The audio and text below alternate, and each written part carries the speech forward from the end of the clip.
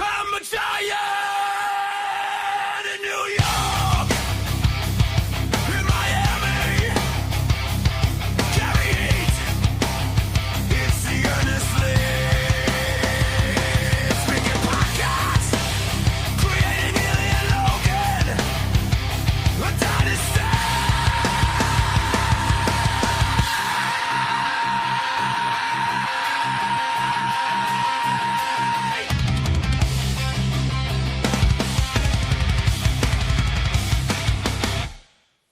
Earnestly podcast here, recording this late Wednesday night, March 11th, 2026.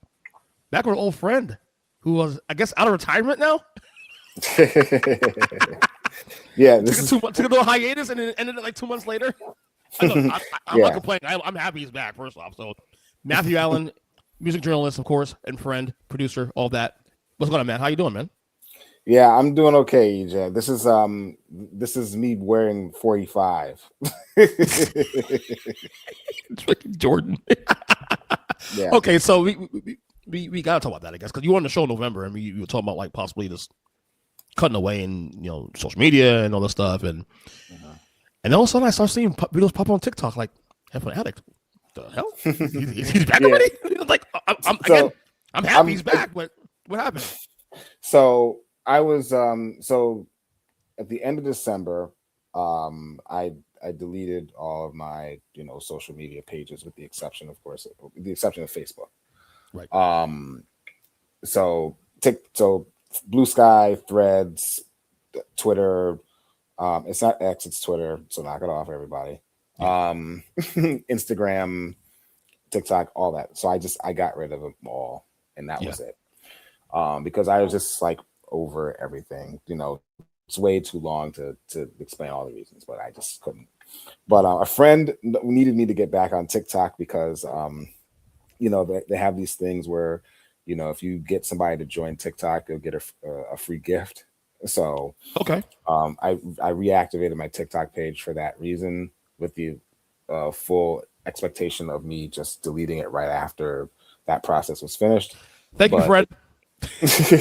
But it didn't end up that way. So I sort of dipped my toe back in with making videos again. So I briefly came back to Instagram and Threads, but I realized after like maybe a week or two that I still wasn't ready. So I had to. That's fine. Again. So That's right now I'm just on TikTok.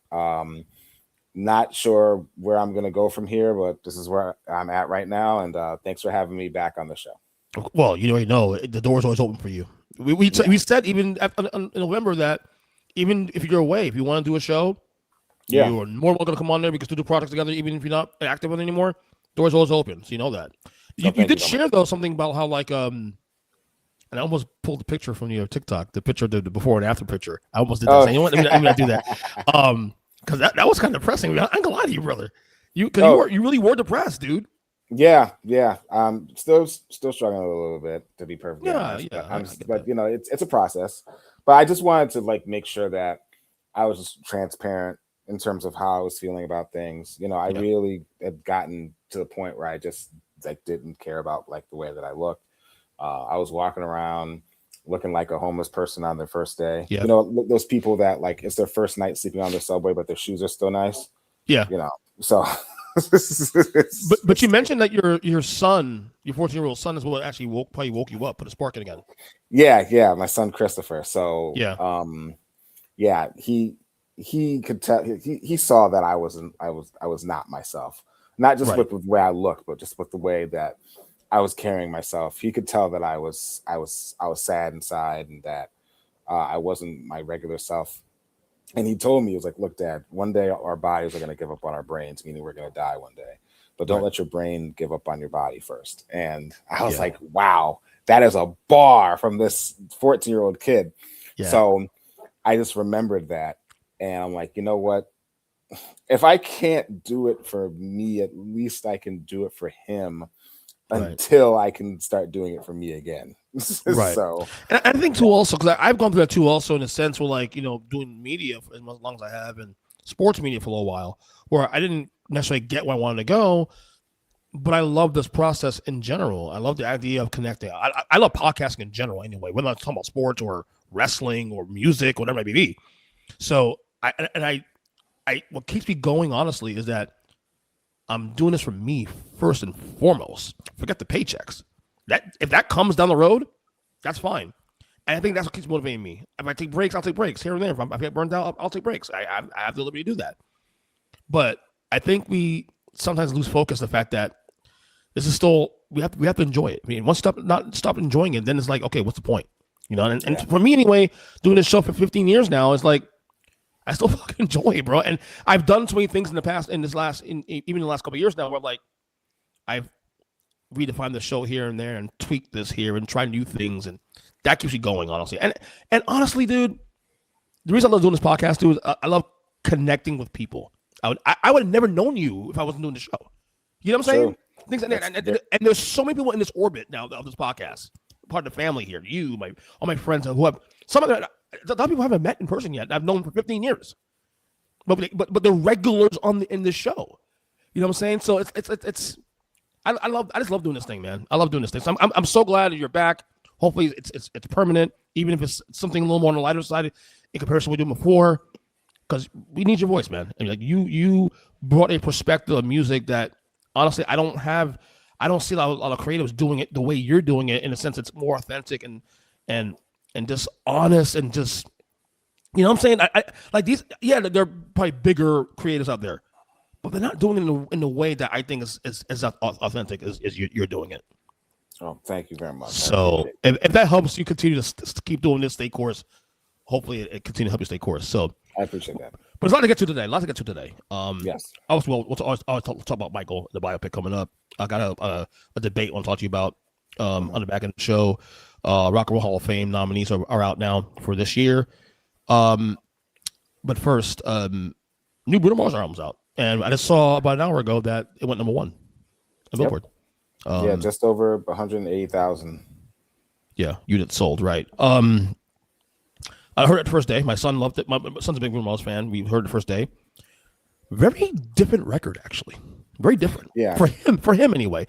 Different doesn't mean bad. It just means different. And I'll say as much. It's a grower. My sister's a big fan, and her kids love them too also. They weren't necessarily into it at first. I don't know where they're at now 2 weeks later. But it's definitely different. But Bruno is coming down here in September. We want to go to the concert. Unfortunately, the tickets are freaking expensive as hell. So I don't know if they'll be able to make that or not. I think on top of the stadium is like $200 tickets for top. You know, so for us plus four. You should go then because I'm going to try to. Here. He's going to be here in August right. at the. I mean, obviously not in Brooklyn, but at the Meadowlands in Jersey, and I think floor seats are like $5,000. Yeah, and like and $600 for nosebleeds. And here's my dilemma too. Also, Metallica has announced a Spear concerts last week. Dude, I thought of you when I saw that too. Well, I'm trying to go. I'm trying to go. You know, so you add that to me also too. Also, so the Bruno Mars thing is going to be about $1,000 for my entire family minimum to just to start there, and then buy merch and parking and all the stuff that comes with that. But anyway, back to the album. Mm-hmm. Your thoughts? Do you like it first off? You know what? You made a great point about it being a grower. Yeah. So a lot of albums for me lately, very few of them like hit me right away. Very, very few the older I get. And with this one was no exception. There are certain songs that I liked immediately, and there are certain songs that it took a while. But so right off the bat, Risk It All. I saw it. I mean, obviously, when the album launched, it was coincided with the Risk It All music video, which is a beautiful, beautiful video, beautifully shot. And I really liked the song when I first heard it. after the second time I heard it, I'm like, oh no, this is one of the ones. Risk It All is probably the most mature I've ever heard Bruno in terms of songwriting or in execution of a concept. It's so complete in its maturity. It's so complete when it comes to just the execution of the restraint and the crescendo of Bruno's vocal expression. Right. The commitment to using bolero and mariachi in it. Yeah. But it's sounding very authentic. You know what I'm saying? Like, right. I love Locked Out of Heaven, but it's very much a Police ripoff. Oh, a question. In terms of aesthetically. Question. Yeah. That's the first thing I thought take away of. the vocals. You think it's a Police song, actually. No, absolutely. And I love that song. The first time I heard it, I loved it. But it was obviously like a Police ripoff. The first time I heard Finesse, I'm like, oh, this is a Bobby Brown song. You know, in terms of like just hearkening to where the inspiration came from. Yeah. With Risk It All, I know there's a lot of people that will do the same thing. I mean, I've heard people say it's like a combination of Ribbon in the Sky and My Way, you know, by Frank Sinatra. In terms of like the vocal chord progressions and melody. I didn't hear it at first, to be perfectly honest, until somebody pointed it out to me. My Way, probably I heard a little bit more than Ribbon in the Sky. I still don't understand the Ribbon in the Sky thing. But that's just because I'm a Stevie Wonder stan, and you know, whatever. Yeah. But no, Risk It All is up there in it's one of the 5 best Bruno Mars singles of all time, to be perfectly honest, in my opinion. It's that good. It's that good. Cha Cha Cha, I loved right away. It took me a while to catch the slow motion interpolation from Juvenile, which I thought was cute. You know what's funny about this? The album is so good that the song that sticks out like a sore thumb in a bad way is I Just Might. Really? The first single. Really? Why is that? And I liked I Just Might. That was another song that I like, okay, this song is cool. Like, I was just like, okay, my expectations were high. It was 10 years or 9.5 years since Bruno dropped a solo album. Right. So my expectation for the song itself was high, especially when he's coming off of 2 other monster singles with APT and Dial the Smile. Yeah. And oh, sorry, 3. You can't forget Fat, Juicy, and Wet with Sexy Red. Yes. But with my older son loves that song. I'm like, dude, you can't listen to that song yet, bro. You're not. I know you turn 13 next month, but you still can't listen to that song just yet, bro. Yeah. but I Just Might. It's hard for me to not skip that song after listening to the album all the way through, because I understand it was a safe song to put out. It was a song they knew would go number 1 if they put it out there, which is perfectly understandable. Putting Risk It All as the first single would have been too much of a risk after he had been gone for so long in terms of his solo project. But that song is special. Yeah. Would you say 9 years though for this era of music, and you want to keep attention? And granted, he has done stuff, obviously. Yeah, obviously. I mean, and then cameos here, but 9 years is a lot of time for an artist in present day to be away. For a solo, like, I noticed 2 years ago that I'm like, wait a minute, it's been a long time since Bruno Mars put out a solo album. What's up with that? Yeah. So that was my whole thing. Like, once it got to like 2024, I was like, wait a minute, when did 24 Karat Magic come out? 2016. It's been that long. But because of the fact that Silk Sonic record had dropped, that's what made it like people not really realize it. And plus, the Cardi B record that was before that with Please Me. Yep. So, and plus he still was touring a lot overseas during that time. So yeah, it was hard to it was hard to notice that he'd been gone for so long. But I just to bring this home, the grower part of it to me was the last three tracks, which is Something Serious, Nothing Left, and Dance With Me.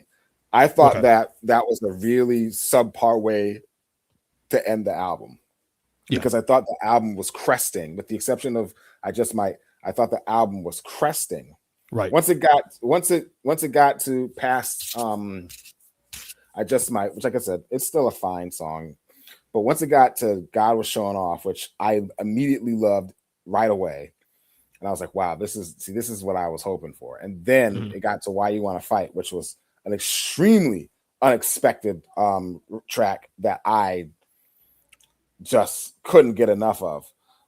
Even into On My Soul, which I really enjoyed. But those last three tracks, Something Serious, Nothing Left, and Dance With Me, I thought it was just like, it just ended it on a subpar note. I didn't think we stuck the landing the first time I listened to it. But after listening to it three or four more times, I'm like, wow. Like Nothing Left is like the doo-wops and hooligans era Bruno. It's like Too Good to Say Goodbye and all that stuff. Like right. Those sort of songs. Nothing Left is, when people talk about Bruno in terms of, oh, he's just copying this and or he's just doing whatever.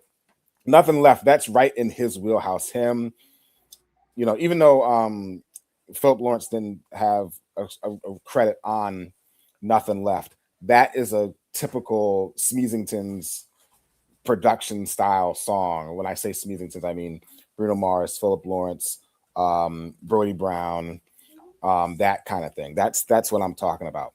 So that Nothing Left is crazy. Like it's great. It's like talking to the moon on steroids.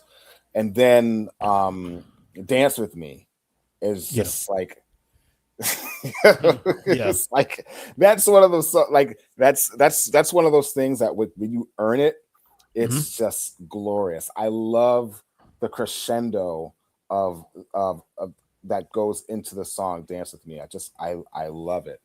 It's just unbelievable. So yeah, I really, really like the album. I'm not ready to say, it still hasn't been enough time for me to sit with it to say that it's my favorite Bruno Mars album, whatever it is. I mean, I could probably say that it isn't, just because I like every song on the album, to be perfectly honest. I like every song on the album. I love Risk It All. I love God Was Showing Off. I love Why You Want to Fight. I love Dance With Me. I love Nothing Left. So that's 5 out of 4 songs that I love, like love down. And Bruno has a formula. Like, first off, 9 songs only. 32 minutes. He said himself, he purposely makes songs short and sweet, because if I can't capture you in a minute, in the first couple seconds, I ain't got you. So I respect that, bro. I respect that, bro, because he said, me too. Listen, this is who I am. If I get you in 2-3 minutes, I'm cooked. Like, he said that about albums too. He said, if I can't get you in 9 songs, how am I going to get you in 19 songs? Yeah, which I thought was a dig at a lot of R&B artists, because he said that in an interview around 24 Karat Magic. Like he kind of gave a backhanded, like, sort of thing, or a sneaky little dig at artists and singers who just they get beats anybody in particular, and they sing. He didn't say anybody in particular. Okay, it just made me think, like, just think of any R&B singer, like whether it's Chris Brown or Summer Walker or whoever it is, who they hear a beat and they're like, or SZA or whatever. You hear a beat, okay, that's cool. Let me write to that. And sing it, and then boom, I'm done. When he was like, no, like Uptown Funk, I was playing drums on Uptown Funk. When I Was Your Man, I was playing piano on that. I was playing guitar on this song. It's not just he's co-writing the song and co-producing the song. He's playing the instruments, and all of his songs have live instrumentation. So, that was another thing. It does take longer when you have to employ musicians. Like, you look at the liner notes throughout The Romantic, there's no, like, you don't see a lot of musicians that were on his previous projects. with the exception of like maybe the Silk Sonic project, because D Mile is his co-producer for this one. I was just gonna say that I hear a lot of Anderson .Paak influence from that album onto this one. A lot of that. Because D Mile was the producer of the Silk Sonic. That makes sense now. That makes sense. So that makes perfect sense. If Philip Lawrence is Bruno Mars's right hand man, then D Mile has become his left, because now D Mile, he's responsible for producing or co-producing with Bruno the whole Silk Sonic record, not to mention him playing piano and bass on many of the tracks. He co-produced the entire Romantic album. He also produced Dial a Smile. And he co-wrote almost every song. He co-wrote at least the last 3 or 4 of the last songs on the Romantic with Bruno. So right. And he's not playing on this album like he did on Silk Sonic, because D Mile, big up Brooklyn. D Mile is also I'm born my birthplace, so I'm born there. Yes. Yeah. D Mile is also an exceptional bass player. Like I said, he played on the Silk Sonic record too. But I feel like with him, he's really getting to the point where damn, I kind of lost my place there for a second. As you can see, like this is the point. This is the point where Nick Anderson steals the ball from Michael from behind game 1 of the second round of the playoffs. 45. It's okay. It's okay because game 2, Jordan came back and smacked his ass. So. Yes, he put the 23 back on. But I guess just getting back to the point I'm making is that with Bruno, like playing live instruments, that's a harder thing to do than to just get somebody that makes beats and then you just sing over them. Not that that's totally easy, because that isn't easy either. But just the whole concept of writing a song that's 3 minutes long with a chorus, verse, bridge that's got to be memorable and catchy and still meaningful, and getting the right musicians to make it work. That gets harder and harder the more and more we get into this place that we are now with how albums get made. So he is a throwback though in a lot of ways. He's definitely a throwback. I wouldn't call it a throwback. I would call it it's like Levi's jeans.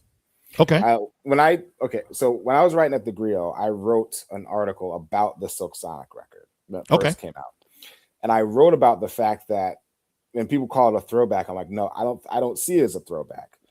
I see it as they're doing something that's worked for a long time, that always works no matter what trends happen, and that's people playing instruments in a room, like Levi's jeans. You can get apple bottoms, you can get Balenciaga, you can get Ken Owens or whatever it is, all that stuff. Levi's ain't going nowhere. Nope.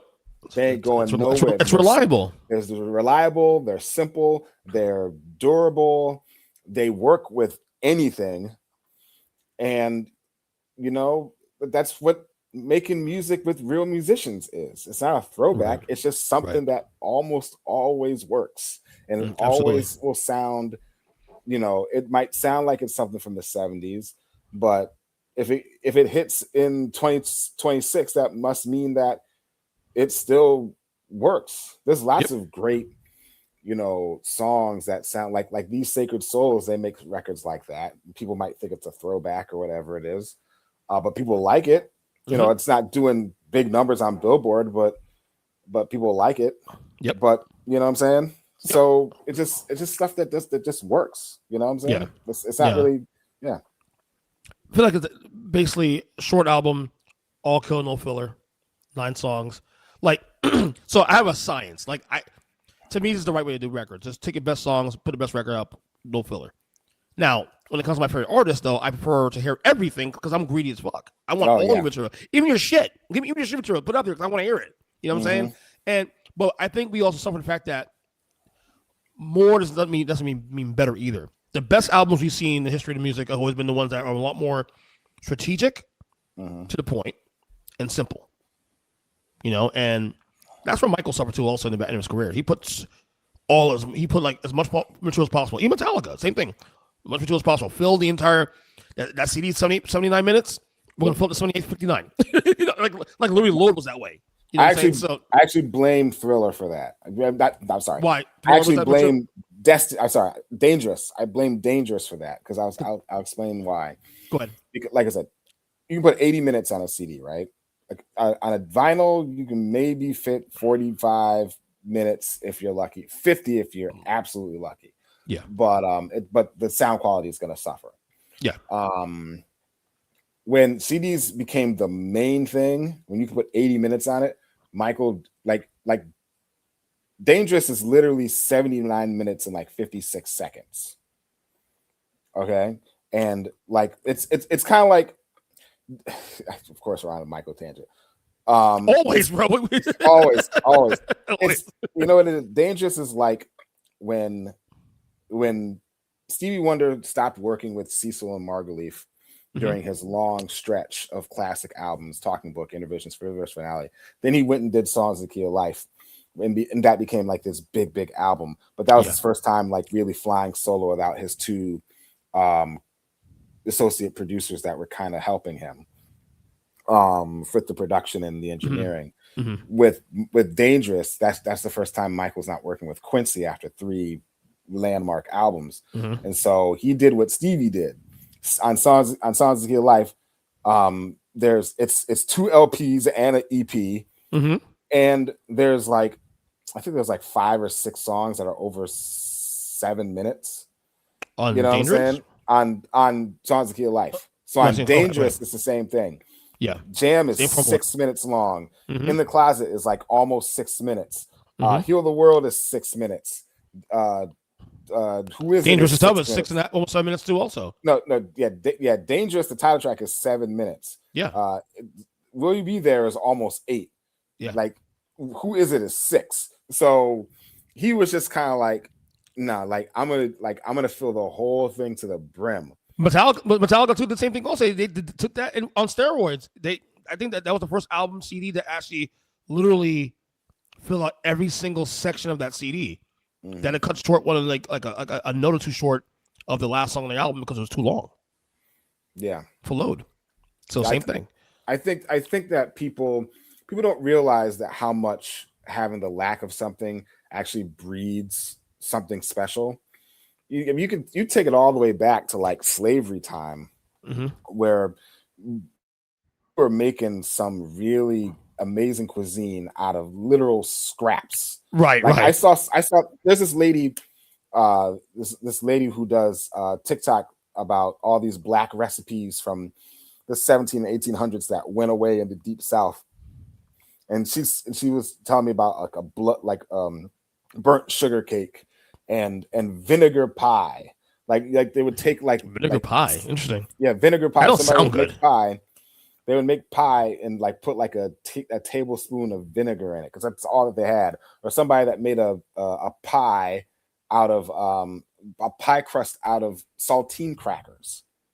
You know what I'm saying? Interesting. And it turned out to be great, delicious cuisine that like lasted generations and fed people. It's the same thing with music. You know, hip hop was born out of the fact that, you know, we didn't have a lot of a part of it was the fact that, you know, we didn't have instruments, you know, in the late 70s because they were taking art out of schools, and, you know, people were broke and they couldn't play instruments. And what's the one thing that played music in the house was the turntable, and then they turned that into an instrument. And then you think of someone like Run DMC when they made Sucker MCs and they took all the music out except the drums. You know, it's the lack of certain things that gives things really, really great ideas. The Beatles only had 4 tracks to work with on Sgt. Pepper's, and then they had to like jerry rig it so it sounded like 8, and then it turned out to be one of the greatest albums of all time. You know what I'm saying? With Thriller, they had to cut so much out of Thriller because it was too long, and that's what made it so great. You know, when you have so much and you just get it all out there, or the technology has been so advanced that you kind of just lean into it instead of trying to overcome it, then it's almost never as good as when you Right. didn't have a lot of stuff to deal with, and you let your genius and your ingenuity take over.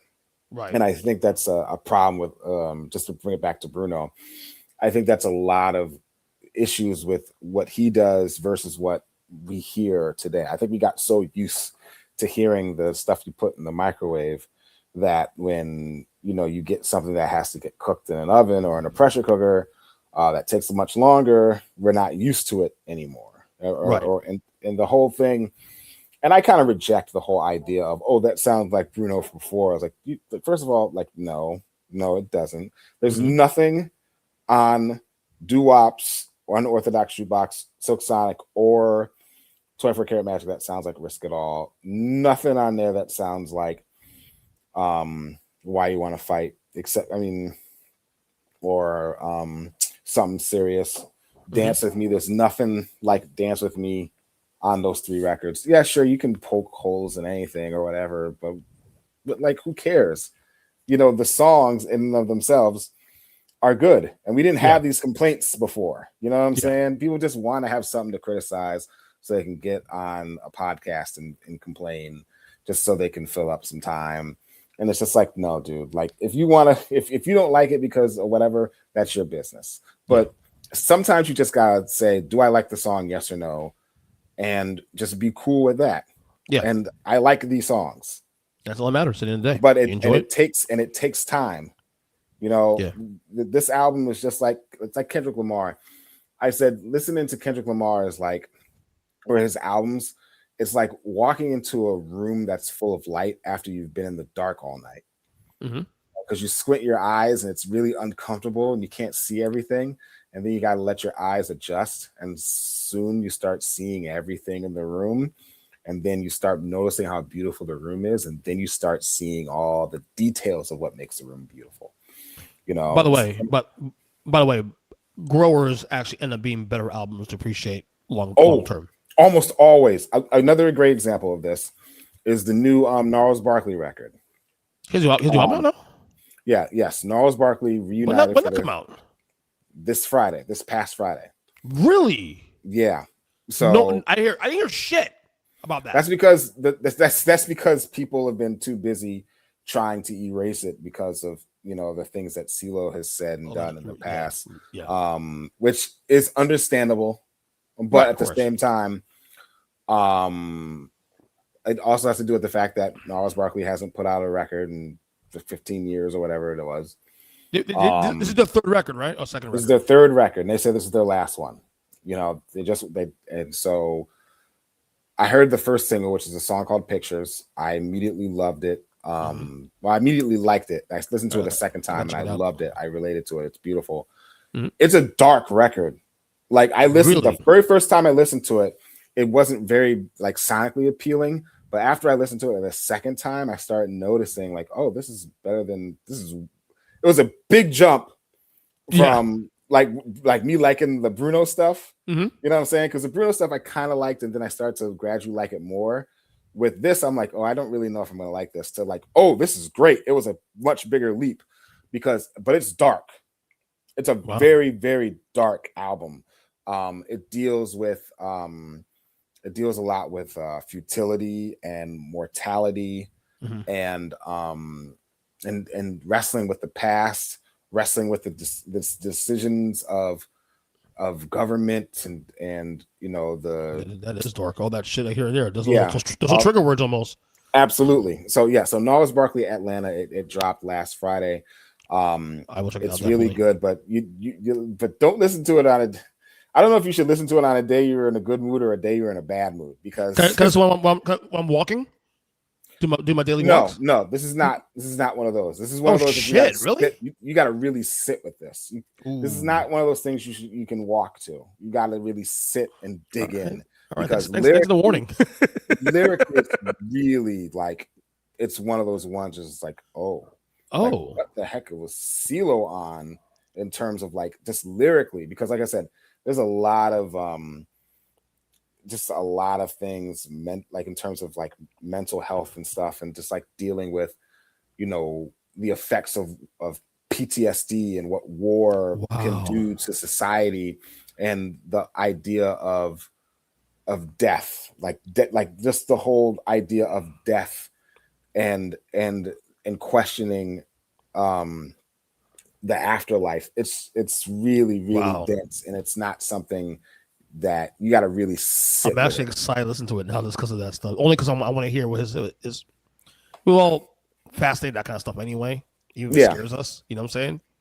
yeah. It is what it is, I mean, man. and like I said, I mean, with Metallica, it's the same sort of thing. Yep. With songs like what was it, the guy that lied? One. What's that? One. Yeah, one's another one. Yeah. What's the other one? Um, You tell me the story. I'll narrow it down. If you tell me the story. oh, it's the one where James was talking about like um when he was reflecting on his mother's death, because she thought that she could just pray and then her God sickness that would go failed. away. God that The guy failed. that failed. Yes, No, on the yes. Black Album. From the Black Album. Yes, Christian Science. yes, yes. Yes, Same he thing. was. Same thing that killed Jim Henson. Yep. He was Christian Scientist also. Yeah, I mean, he didn't really. He kind of denounced it toward the end, but it really affected him in terms of like his trust of doctors. Uh-huh. So that aspect of it he carried That's into his interesting. adulthood, and that's I what didn't know that. ultimately That's killed him. interesting. No, he died in 1990 actually too. Yeah, man. That's May interesting. 1990, like literally a day or two before or after Sammy Davis Jr. I'll never forget that. Yeah. Wow, that's crazy. You mentioned Dangerous. Speaking of Dangerous, the album. Teddy Riley wrote a book recently. Yes, multiple times. I've been seeing a lot of criticism though about the book, not just from you on your TikTok on your returns, but other people, mainly Michael fans, of course, about things he's been saying in there. Clue me in here. What exactly is it? Why are they critical? What's going on? Okay, I'm going to be as fair and as blunt as possible. Is that possible? Okay. All right. Teddy Riley, on his best day, is a man who might misremember things, or might do things that, or might do things because of harsh influence of outside. On his worst day, at worst, he is a pathological liar, because there are things that he's lied about or changed his story about over and over again, so much so that it's hard to figure him out. Teddy Riley, of course, I mean, I'm not taking away the fact that he is a brilliant producer and composer and organist, which is an aspect of his artistry that actually doesn't get talked about enough, is organ playing. But just with this Michael thing, so number one, he's been getting criticized because he apparently photoshopped a photograph of him and Michael in the memoir. Okay. He's at the board with Michael, and it's obviously not real. So Teddy himself has said that throughout the entire process of the whole time he actually knew Michael Jackson, from 1990 when he first met him and they first started working on Dangerous, all the way to 2009 when Michael passed away, and Teddy was working with him all the way up to that point. They only took one picture together, just a picture of them in the studio standing up during the Dangerous sessions. Right. There is another photograph in there of them sitting at a console at Larrabee Studios. That if you see the picture, it's obviously photoshopped. I'm gonna bring it right now on the screen. Keep talking. I'm gonna bring it in a second on the screen. So the real, because the real photographs have been circulating for years. Like the picture of Michael is Michael during the bad era, which Teddy and him did not know each other. No. And the other picture is of Teddy, say at the console with his manager, Gene Griffith. And apparently he photoshopped Michael's From the Bad Era over Gene Griffith's picture, and put it in the memoir, which to me is super strange because it's like, dude, you have the one picture of Mike, just use that picture, which I think he did, but it's really, yes, thank you. So the one on top here, if you're on YouTube watching the show, guys, the picture of Teddy Riley there, and the picture, that's the picture of his agent, you said? That's agent. Who? That's his former manager, Gene Griffith. See, if you look at the original liner notes of Don't Be Cruel by Bobby Brown, it'll say that My Prerogative and I'll Be Good to You was written and produced by Bobby Brown and Gene Griffith, which wasn't true. Yeah. Those songs were written and produced by Teddy Riley, Mike, and Aaron Hall and Bobby Brown. But Aaron and Teddy didn't get credit, even though he says Teddy's name in the song. Yeah, that picture of Michael is definitely 1987, 88. Yes. That's it. That's without question. It's 87. Yeah, anybody as obsessed as I am, and you and I with Michael, and that's the thing. You if you're going to do something with Michael and lie about it, you better lie good, because Michael fans are ruthless. They know every strand of hair on that fucking guy's body. Okay? So why would you even consider putting a picture that could be suspect? It's like, and why are you even surprised by people finding this thing out? But this is why I say the pathological liar thing. It's like, dude, why did you feel like you had to do this? Like, it wasn't even necessary to do. Why do it? Yeah, I don't see the point of doing that. Like, everybody knows that you were his producer on Dangerous. Everyone knows that you were his producer beyond that, and that you guys were friends and collaborators. Like, it's well documented. Your damn memoir is named after the biggest hit you guys had together. Like, why would you put that there? Like, there was no need for it. That's why I always say, like, maybe he's just a pathological liar. He just can't control it.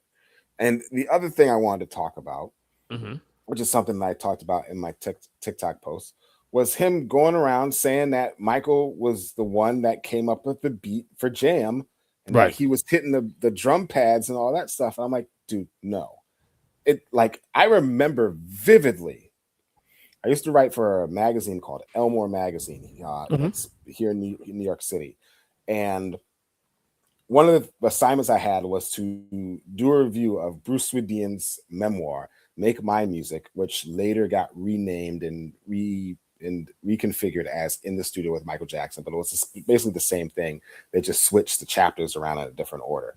Right. But I remember very vividly reading that Bruce Swedian and Renee Moore of Renee and Angela fame made the beat for Jam, and it was for Renee's album, but they decided to give it to Michael. And if you look at the liner notes of Dangerous, it says it's composed by Bruce Swedian, Renee Moore. Yeah. It says song and lyric by Michael Jackson, and then produced by Teddy Riley. And it's just like, why else would Renee and Bruce have composer credits in that one song on that album if they didn't do that? Bruce Swedian only has 2 songwriting credits in Michael's entire discography: Jam and Too Bad. That's it. And Renee Moore gets a credit on Too Bad also. So why in the world would that be the case? Bruce Swedian he's an engineer. Yeah. You know what I'm saying? Like, that's his thing. He's an engineer. He's a recorder. He's a mixer. You know, one of the best to ever do it. I mean, between him, Susan Rogers, and Paulie C and Jeff Emmerich, you know, he's up there with the Mount Rushmore of engineers. Oh, and Bob Power, rest in peace to Bob Power, who just passed. Right. But yeah, he wasn't like that. You know what I'm saying? Like, that wasn't his thing. So, and yes, Michael could make beats with drum machines. Of course. Anthony Martinelli on his podcast, he talked about how Michael did the Lindrum programming for the song Thriller, or contributed to it. So I knew he could do it, you know. Mhm. So I just know it wasn't. I just believe it wasn't that song because there's a lot of people that corroborate that Bruce and Renee made that song. So I was like, okay. I was 9 when that album came out. Teddy Riley was literally part of making that song. I don't want to be that presumptuous and that arrogant to say that I know for certain it's not true. Right. But as a journalist with a memory and the ability to read and process English, And this is tracks also by too. all This stuff's accounts, tracking. Yeah. by all accounts, that's not the issue. So that's another thing that like some people are taking issue with him with that for, and it clouds all the other things that probably did happen. Like when he talks Yeah. about how Michael was beatboxing the beat for In the Closet, yeah, that's probably true because Michael beatboxed all of his songs when he would Mhm. compose records. There's proof of this, you know, whether it's The Girl Is Mine or Who Is It Mhm. or Billie Jean. Mhm. You know, he was a beatboxer. You know, one of the first to ever really beatbox on records. Period. Right. If you go back to the Jackson days, somebody actually cracked my head open and said that Michael beatboxed on "True Love Can Be Beautiful" on the ABC album, and I went back and I thought about it, and I'm like, really? oh my, you know that breakdown? It goes Yeah. do do do do do. You hear that little popping sound? Wow. I was like, 12 oh years my old doing god. that shit? Yeah, that's Yeah. 1970. So yeah, he would have been 12. Came out, yeah. So I was just like, oh my gosh, that's so true. So I know Blues Away he does. The first time yeah, you really see is Blues Away the first Jackson's album. yeah, yeah. Boom. That to me is the first real, like, in terms of hip hop beatboxing. That's Yeah. the first time that's happened in music history, in my opinion. Right. But so when Teddy does stuff like that, it's It clouds really, it does cloud it. You know what I'm saying? Plus, was he also involved in the whole Casio's fake songs thing a little bit, somewhat by That's the other proxy? thing. Dude.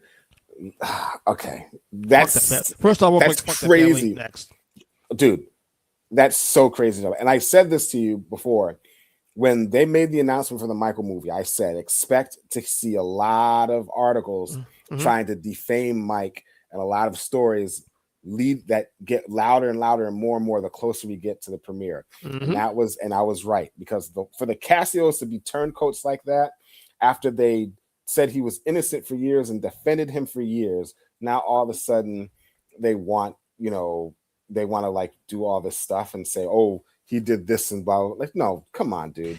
Even people that don't like Mike know that look at what's suspect. Know that these guys are lying. I don't know if the other people that these guys are lying.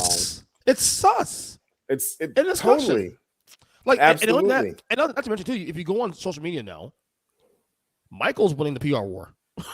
Absolutely, and I love seeing it.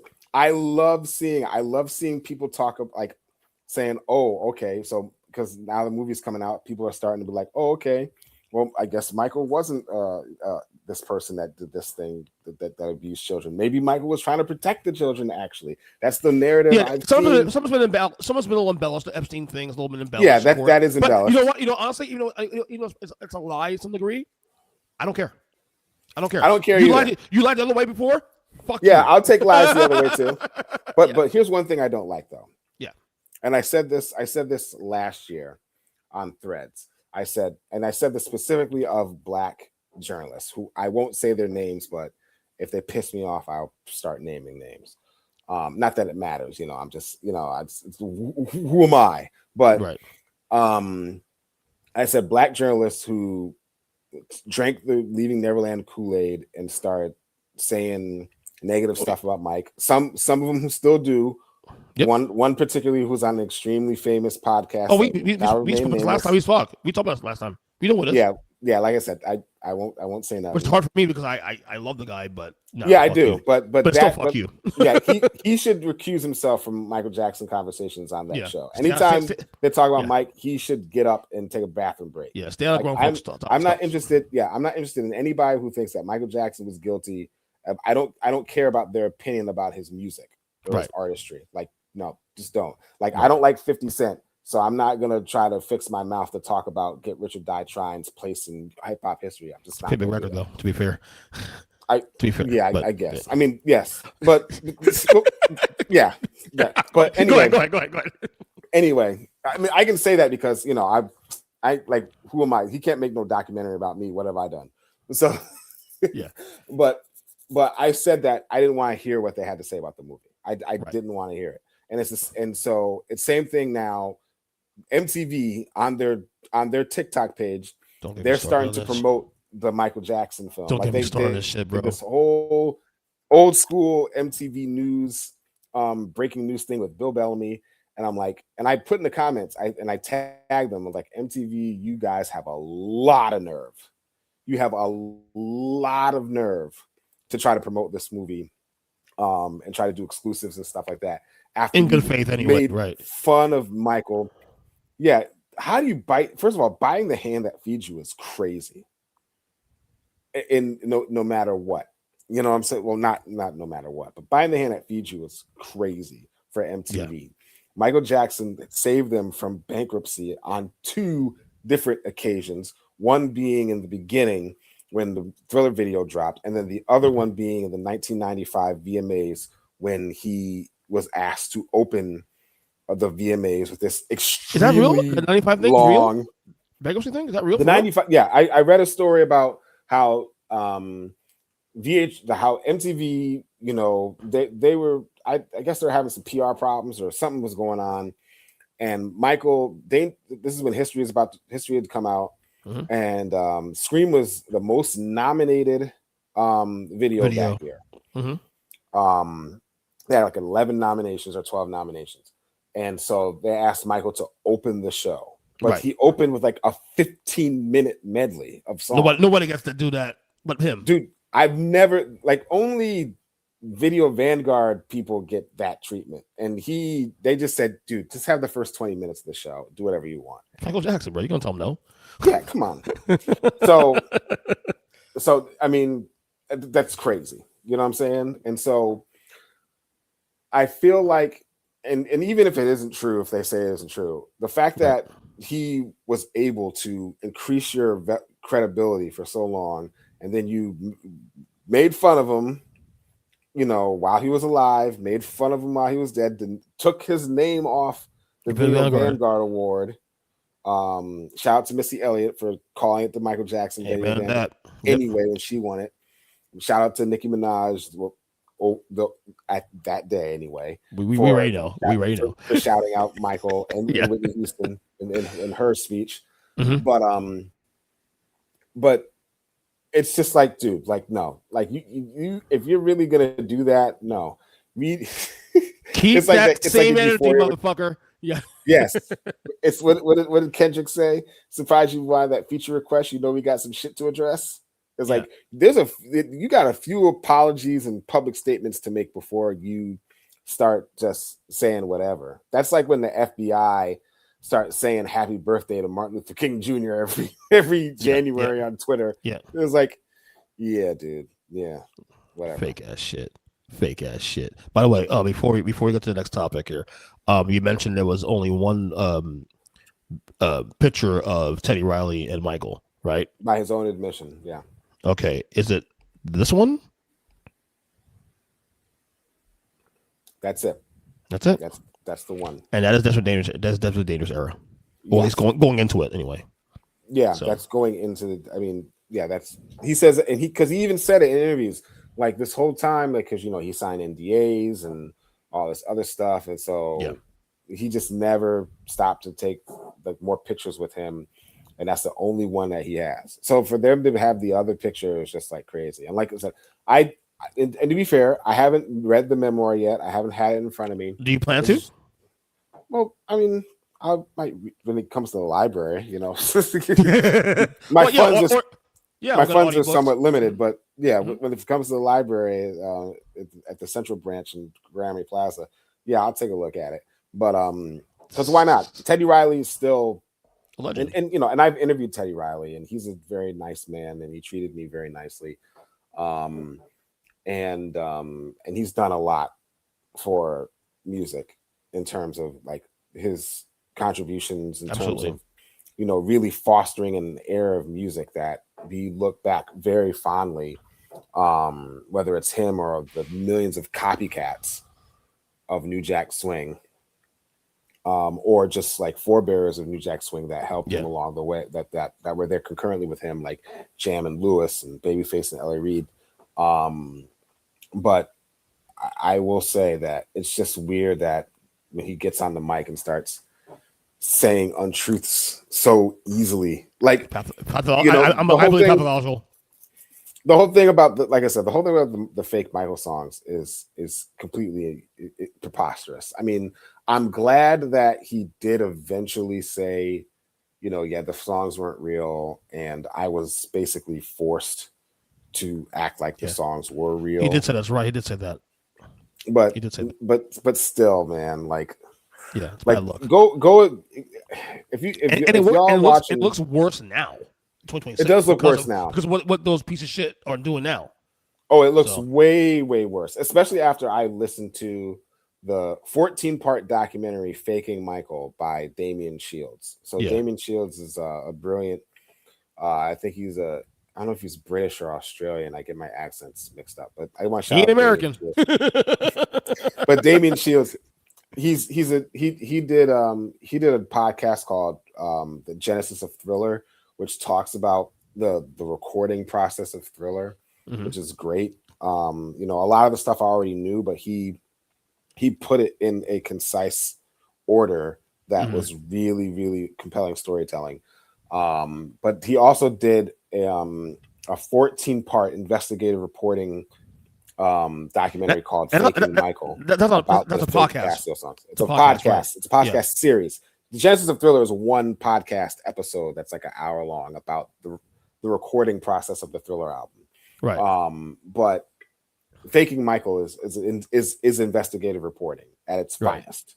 Right. And it really it talks about the fact that Teddy knew the songs were fake immediately, but because the record company kind of threw some money at him, he in some opportunities he basically had to play ball and act like those were Michael. That was Michael's voice, which is disappointing because I remember the day I heard breaking news, I'm like, that doesn't sound like Michael.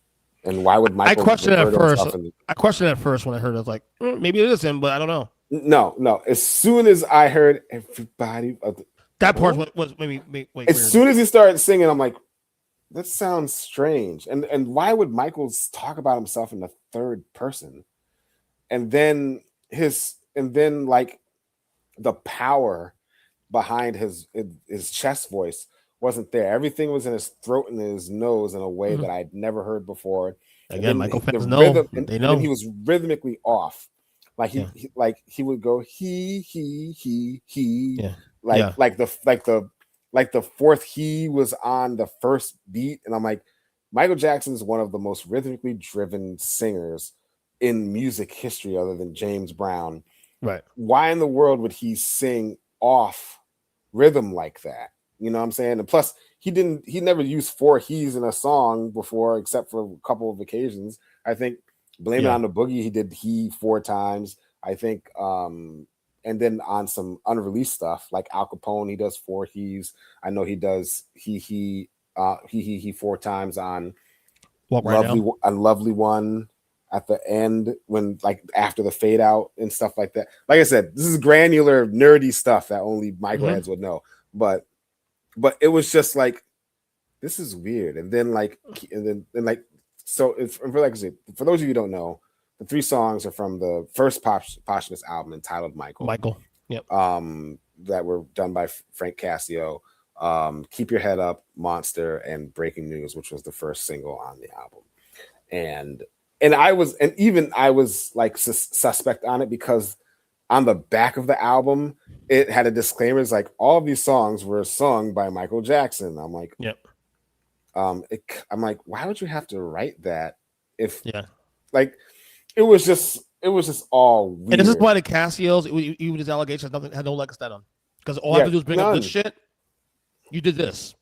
Like, dude, you're done. Yeah, you talked about how he was your friend and how he's recorded 12 songs with you in your basement in New Jersey. Like, look, it is true. It's documented true that Michael and his kids did spend like a month in Jersey with no doubt. Frank Yeah, Cascio. that's very well known. That is known. Whether or not they actually recorded 12 songs together is questionable at best. But those 3 songs that they got, I remember I was in a barber shop. In Jamaica, Queens, on Parsons and Archer, and somebody was listening to, like I said, because Sony got 12 songs from the Casios, even though only 3 were formally released. Those songs got leaked to YouTube, and somebody was listening to it in the barbershop and thought it was Michael. And I had to say, yo, that's not Michael. That's a fake. Like, what? I'm like, yeah, like you didn't hear the news. And I broke it all the way down. And they're like, yo, that's crazy. It sounds just like him. I'm like, dude, listen to a Michael Jackson song and then listen to that. And then you'll know that and you'll notice the difference. And he did. He's like, oh my God, I can't unhear it now. So. and that's the thing. The Casios, because their history of lying publicly and provable now, these allegations are going to stand in with, because like we all have to say, well, fake songs. Yeah. Dude, fake songs, nigga. That's what I say. Fake songs, and you're done. Now what? Dude, yeah. I'm just glad that, like I said, I'm just glad that like Michael Jackson's legacy is being finally vindicated to the point that it makes our heart happy. And I mean, there'll always be people that just want to believe that it is what it is. It is what it is. It is what it is. But I'm just saying that I hope this movie lets people know, like reminds people of how great Michael was. Like I mean, like really, really special he was. And I just hope that it's an entertaining watch and that I really, enjoy it for myself. It looks like there's going to be a sequel. I mean, I didn't really. They said so. They have stuff. They have stuff already filmed, shot prior to them saying, "Oh, well, we gotta wait now because of the NDAs and stuff."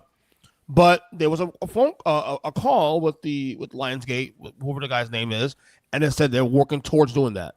The hype is big enough to where we do a part 2. Honestly, I'm more excited, quote unquote, about part 2 than part 1. Because there's more meat in part 2 than part 1. Part 1, you're going to get the Michael, the career, the build up to who he was. Part 2 is more personal. Yeah. The kids, the allegations, the trauma, all that stuff, and his death, obviously. The trial. Yeah. How deep they go? How deep they go is the question. His addiction. Yeah. How deep they go is the question. You know what I mean? Yeah. That's going to be very interesting. Can we pause it just real quick? Sure, of course. Plug in my I need to. And we're back. No, speaking of the biopic, did you see the news that dropped today? So apparently the Jackson the Jackson family apparently of 60 people did a private screening of the movie. And then there was a report that came out today that apparently Jermaine and Janet got into it. Janet did not like, I guess, had a lot of I don't know if it was concerns, but definitely had a lot of criticism toward the movie and whatnot. Jermaine, I'm gonna play this video from a creator I like very much, and he breaks down kind of more clearly. Here it is.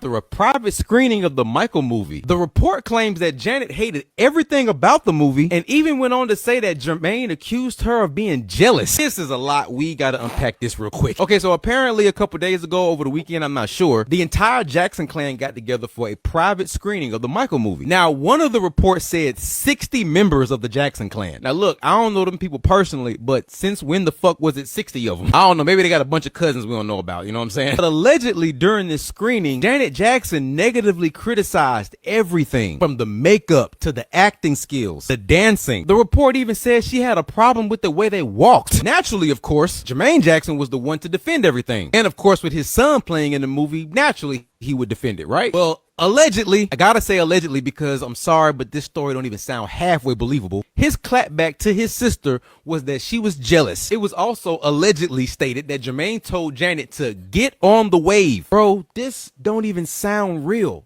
But there's multiple articles talking about it, with one of those articles being TMZ. TMZ usually be on bullshit. So like I said, we got to take this with a grain of salt. Also in the report, it was said that every single person that was at the screening loved the movie except Janet. I don't know. That sounds more like a LaToya move than a Janet move. But again, I don't believe this actually happened. Because first of all, what could the second most successful Jackson have to be jealous of? Motherfucker, this ain't Rebe or LaToya. No disrespect. But this is Janet we talking about. Janet and jealousy don't even go together. Like I said, bro, none of this even sounds believable. It literally just popped up today out of nowhere. Y'all hit me up in the comments and tell me what you think about all of this. Because like I said, bro, me personally, this sounds like some bullshit. But we got to see. Maybe she'll make a public statement. I don't know.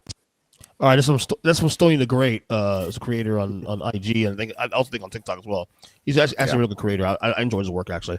Your thoughts? You believe this? Any ounce of believable in this thing? Let me put it this way: if it's true, it wouldn't be a shock. At least from the standpoint of Jermaine claiming that Janet is jealous. Which, right. If you look up, pot calling the kettle black in the dictionary, you'll see, see Exhibit A.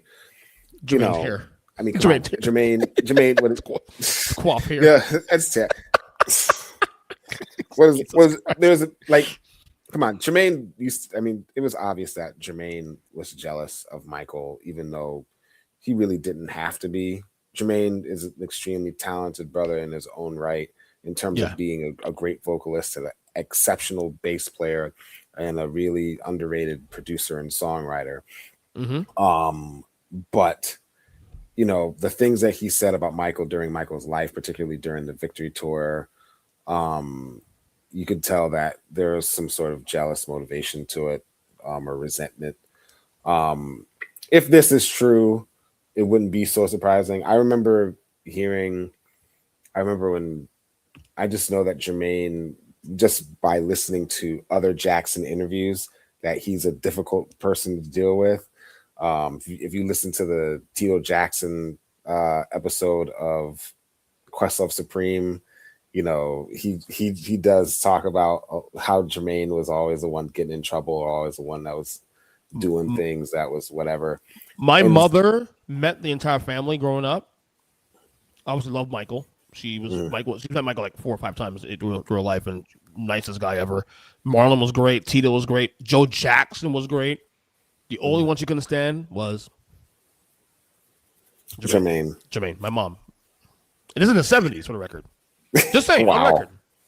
The 70s. Yeah.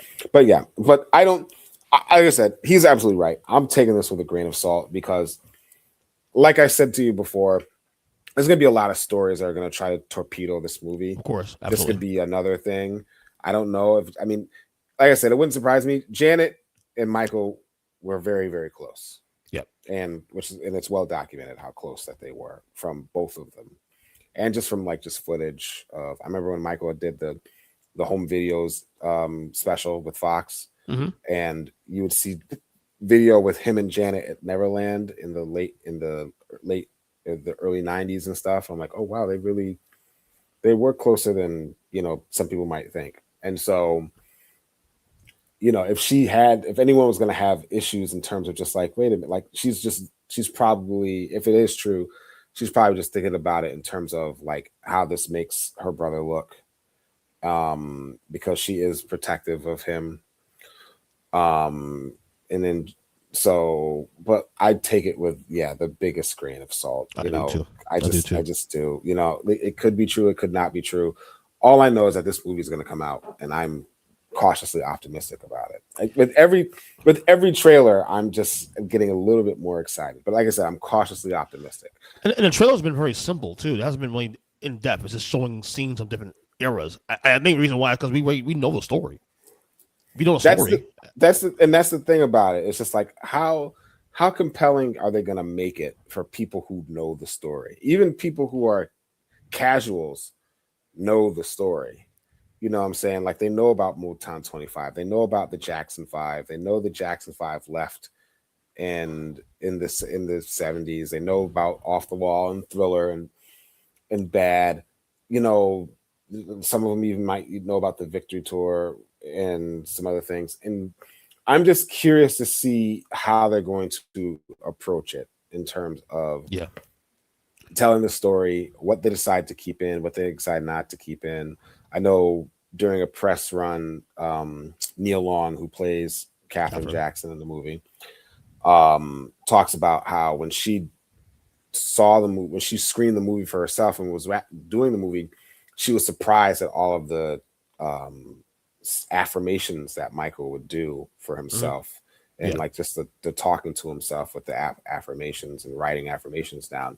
She, in just his spiritual and religious self-awareness was like, she was unaware of that. So I think that part of it is also very interesting. This is not for us. This movie is not for us. It's for, honestly, this is really, because his thing, the nostalgia folks who are casuals are going to see it anyway. The folks our age and older are going to see it anyway. They're going to invest against Michael. This is about introducing to people who know who he is and know his songs, but don't know everything. And it's going to be introduced, and why is this guy so big? You can understand why he's a big deal in the first place. This movie will provide that for people 30 and under. You know what I'm saying? Yeah, that's why I think. Yeah, exactly. You know, so that's my attitude. I don't want to. My attitude's been for this from day one. I'm not going to gatekeep Michael Jackson this time around. I want this to be successful for people who don't know. I'm not gonna overanalyze it. I'll have my pickings, and people ask me if this is true, not true, and I'll say what I have to say. But unlike how I was with Queen when I saw all the things that were wrong or inaccurate, I'll find them in this movie. But I'm gonna do a better job of not being too critical when I need to be, but also keep the eye on the ball. The eye on the ball is to make sure to preserve this legacy. You can't do that if you keep criticizing this shit. It's absolutely true. And we didn't do this with Jack, because we didn't do this with Jackson's An American Dream. No, yeah. Go ahead. When this miniseries came out, there was no nitpicking. There was no like, speak for yourself, buddy. I mean, I did. I did a couple of things. The only thing I nitpicked about it was there's only two things. Number one, they got the dates a year off every time. Every time they put a date up, it was always a year too late. Yep. Like 1959 was the year Michael was born. No, he was born in 1958. 1968 is the year they signed with Motown. Like the year they premiered at Motown. No, that was 1969. 1976 is when they decided to leave Motown. No, that was 1975. 1983 is when he was recording Thriller. No, that was 1982. That was singing Human Nature in 83. I'm like, dude, this is all singing Human Nature. It says 1983. I'm like, dude, like, and Jermaine Jackson was a producer on the project. How do you miss that? How do you miss that? Not to mention that. The family was involved with it. Lawrence Hilton Jacobs talked to Joe Jackson, who he knew for a long time. Michael personally picked Jason Weaver and Willie Draper to portray him. Phenomenal picks for the record. Some of the best casting. Like, if you talk about the big three Black music miniseries, Jackson's An American Dream, The Temptations, and The New Edition Story, Jackson's An American Dream is up there in terms of just the casting, in terms of the main characters, in terms of Michael, Katherine Jackson, and Joe Jackson, just excellent choices. Not so much the brothers, with the exception of Tito, but but just I thought Jackie choices. I thought they nailed Jackie okay, actually. Oh, a little bit. War Machine. You liked War Machine as Jackie Jackson. Yeah, I want to talk to him, but he ain't gonna want to listen. Yeah. Wasn't he also in Different World too? Was he? No. The young Jackie was in a different world. Okay. The young Jackie was Jada Pinkett's boyfriend. Okay. The older Jackie was Terrence Howard. Okay. And the other thing I nitpicked about it was, and I didn't nitpick about it until way later, was the choreography. With the exception of the Motown 25 performance, all the choreography in Jackson's American Dream was completely made up. It did not match the actual choreography that they did. Michael Peters, God rest his soul, who was the choreographer of Beat It and choreographer of Thriller, not to mention choreography on a lot of other things, including What's Love Got to Do with It, film. The choreography that he made up for those dance routines in Jackson's American Dream, they had nothing to do with the actual choreography that Jackson 5 did in real life. Right. Like if you watch the Save the Children documentary and see the Jackson 5's performance of Michael's I Want to Be Where You Are versus the choreography in Jackson's American Dream. Yeah. It's like watching something. I mean, it's crazy. It's like watching somebody.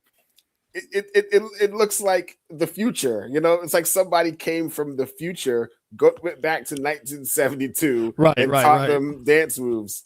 Like it's crazy. It's crazy. Yeah. And then like the dance routines for Dancing Machine. I was actually disappointed when I started watching real footage of the Jackson 5 doing their Dancing Machine material. I'm like, that looks nothing like the miniseries. That's totally primitive when it comes to it, you know. But you know, Michael Peters is like, dude, this is my shot.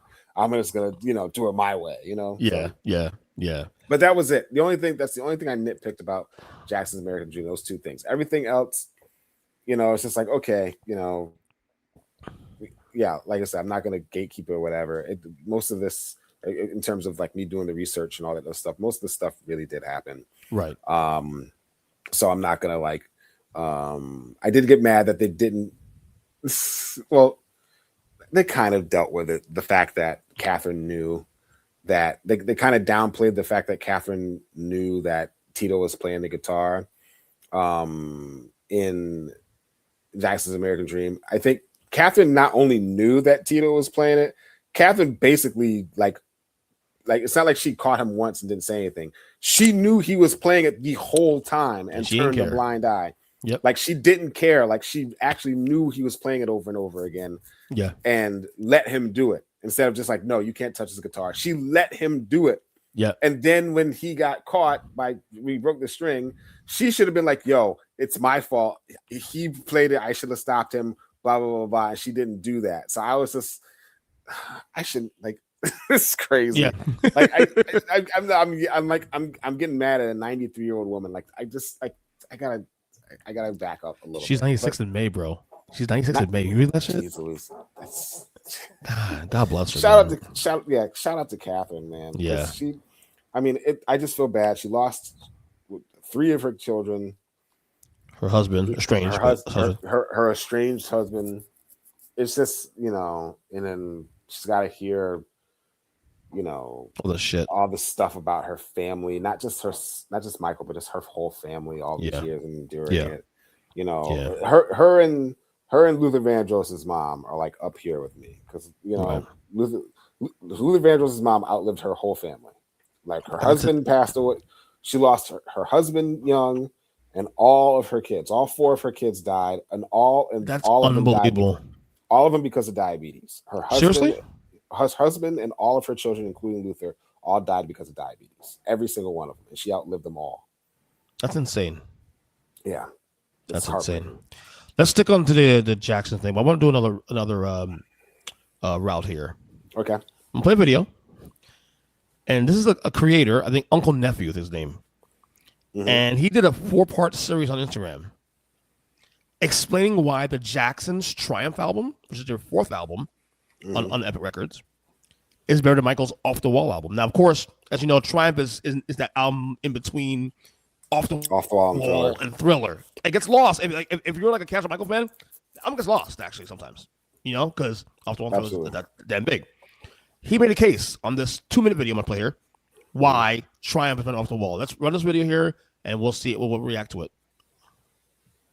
Album and Off the Wall. Now I know this is a hot take, it's controversial, it's clickbaity. Why am I saying this? Well, really because Triumph is the forgotten middle child between Off the Wall and Thriller. Off the Wall, which came out in 1979, was Michael Jackson's 5th solo album. It was his first adult solo album on Epic Records. It was produced by Quincy Jones. They had both just came off of doing The Wiz. That was Michael Jackson's movie debut. Off the Wall comes out in 1979. It's a huge success. Triumph comes out in 1980. It's the follow-up to Off the Wall and the Jackson's Destiny album, which came out in 1978. And then after Triumph comes out, Thriller comes out in 1982, the biggest selling album of all time, yada, yada, yada. Triumph is often forgotten about because there were so many hits on Off the Wall. Don't Stop Till You Get Enough, Rock With You, Working Day and Night, Thriller, Billie Jean, Lady in My Life, Beat It, yada, yada, yada. But Triumph had bangers. Lovely One, Can You Feel It, This Place Hotel, a lesser known one, but one of my favorites, Everybody, and so much more. To me, what makes Triumph great are the sonics. Different from Destiny, it's different from Off the Wall and from Thriller. Also, similarly, you have reoccurring personnel that played on Destiny, Off the Wall, Thriller, and Bad that were a part of the Triumph album. David Williams on guitar, who's probably Michael Jackson's most notable guitarist, being his tour guitarist, and playing a lot of Michael Jackson's iconic guitar lines. Wanna Be Starting Something, Don't Stop Till You Get Enough, Smooth Criminal, Billie Jean. You have Michael Cimbello, you have Paul Jackson Jr., you have Phil Upchurch, you have Nathan Watts, who's Stevie Wonder's longtime bass player. He also played on Destiny. You have Ollie Brown, who's one of my favorite drummers. He also played on 2 tracks on Bad. You have Paulinho DaCosta and many others as well. But one person that I want to highlight is Greg Fillinganes, who is the GOAT. He's one of my favorite musicians of all time. He wrote, he arranged, he was Michael's MD on the Bad and Dangerous tour. He played with Stevie. There's a famous story of a cassette tape of Greg Fillinganes getting to Stevie, and Stevie thinking that was himself playing, but it was really Greg Fillinganes. And another thing to pay attention to on this Triumph record, as far as the personnel, is that there are a lot of Detroit cats on this record. Ollie Brown, Greg Fillinganes, and Nathan Watts are all from Detroit, and that I think is essential to the sound of the rhythm section. Also, to point out, one of my favorite drummers, and I think the most important drummer in the Michael Jackson touring conversation, is Ricky Lawson, who is also from Detroit. It's also important to note that a lot of the more important musicians in the Michael Jackson hemisphere came from Stevie Wonder's camp. Brad Buxer, who was Michael Jackson's longtime MD after Greg Fillinganes, also important songwriter and producer in the Michael Jackson camp, came from Stevie Wonder. Brad, what you gonna do? What are you gonna do? Greg Fillinganes, Ollie Brown, Nathan Watts, and Ricky Lawson came from Stevie Wonder's camp. All right, let's talk about it, man. Because this is a bit of a hot take, I guess. If you're a casual fan, you're like, the fuck you talking about? Off the wall's off the wall. What are you talking about? Yeah. But here's what I'm gonna say: as a hardcore, and you're a hardcore too, also. Mm-hmm. If there's a case of Triumph being at the very least on level off the wall, it's one thing for me. It's the reason why it's their best album is the Jacksons, even better than Destiny. Even though you like argue that all the time, you like Destiny more than Triumph. I'm the opposite. Yeah. The production on Triumph is incredible. And for me, it hit me a couple weeks ago. I've been listening to the record a lot lately too. Also, it hit me why I love that album so much more than any of the Jackson's album. The album, I feel like it pushes out sound in a way. Like that album is just forward. The sound. Everything is forward. The bass is forward. Michael's vocals is forward. Everything seems to be a lot more amplified on that album in ways that Destiny wasn't. And then Off the Wall, of course, it's Off the Wall. Now, where Off the Wall is going to win this battle no matter what is simple. The standouts are the standouts. You don't have a song on Triumph that could compete with Rock With You or Don't Stop Till You Get Enough. I argue if you have anything that competes with Off the Wall, the song, honestly. But Triumph, in my opinion, is an unskippable record for me personally. The production's amazing. So while I don't agree with it being a better album overall, sonically than Off the Wall, I will say it's not a bad take. I'll give you that one. 4's yours. Okay. The take is trash. And I'm going to tell you why. Okay, go ahead. Because number one, yeah, I don't agree that Triumph is better than Destiny. I think Destiny is superior. I do agree. The production leap that the Jacksons made from Destiny to Triumph was big. The orchestration and arrangement was far more ambitious and intricate on Triumph than it was on Destiny. What I will say is, in terms of comparing it to Off the Wall, Triumph sounds the way it does because of Off the Wall. Correct. It's actually a continuation Off the Wall. Yes, because that's where the Jackson brothers were trying to do. The weird thing is that when they made Destiny, that was the album that they envisioned making when they left Motown. They said, we are good enough to write and produce our own music. Yeah. And they fought hard to do that. It took them 2 albums before at CBS before they were able to do it. Shout out to Gamble and Huff. Mm-hmm. And McFadden and Whitehead and Dexel and Denzel. Right. You know, all the Philly guys. But when they got to Destiny, they made their sound and they sounded like them. And then Michael made Off the Wall because he wanted a distinction between the Jackson sound, which was Destiny, and the Michael Jackson sound, which was Off the Wall. Mm-hmm. And then Triumph became Jackson's album that was mimicking the Michael Jackson sound. And that's why it's not better than Destiny, let alone Off the Wall. Not to, it's kind of like the whole Midnight Marauders versus Low End Theory. Yeah. Like Midnight Marauders wouldn't exist without Low End Theory. Right. You can't say that about People's Instinctive Travels versus Low End Theory because they'd sound nothing alike. They're 2 completely different things. But Midnight Marauders wouldn't be what it was if it weren't for Low End Theory. The same way that Triumph wouldn't be what it is without Off the Wall. Not even without Destiny, without Off the Wall, because Destiny and Triumph don't sound alike at all. I think I figured out why I love Triumph more than Destiny, and I think it's one major thing for me. Destiny sounds like a Jackson's album. Triumph, outside maybe 2 songs that obviously either Randy or Jackie does, sounds like a Michael Jackson record. And that's why it's not better than Destiny. Because Destiny is a Jackson's album.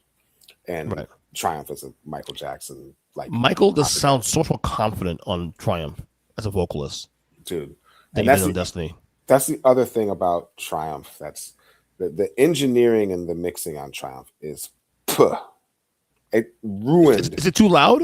It ruined it. Okay, so it's too flat. So the engineering, like if you listen to the engine, if you listen to Off the Wall, yeah, from an engineering, recording, and mixing standpoint, it's like you can grab. It's like you can grab it. It sounds so full and so rich. It sounds like it was made today. You know what I'm saying? Yeah. Like it's a template for like Dr. Dre's The Chronic in terms of the engineering and all that stuff. Like Bruno Mars record sounds like Off the Wall. Exactly. So that's exactly my point. So my whole thing is like when you listen to Triumph is really, really thin. The engineering of the sound, it's super thin. When there's no warmth to the record when you listen to it in terms of the engineering. When you compare it to Off the Wall and even Destiny, it's really thin, and the songs are sped up. If you listen to the original raw mixes, half of Triumph is sped up. Lovely One is sped up. Wondering Who is sped up. Everybody is sped up. Mm-hmm. And it's just like, for what? That Michael's bridge on Wondering Who was cut out because of the speed. But it's because they ran into that problem. They didn't realize how much time they had to put on a vinyl, and they probably, this is just me speculating, they probably realized, okay, this album is too long. We got to fit it on a vinyl.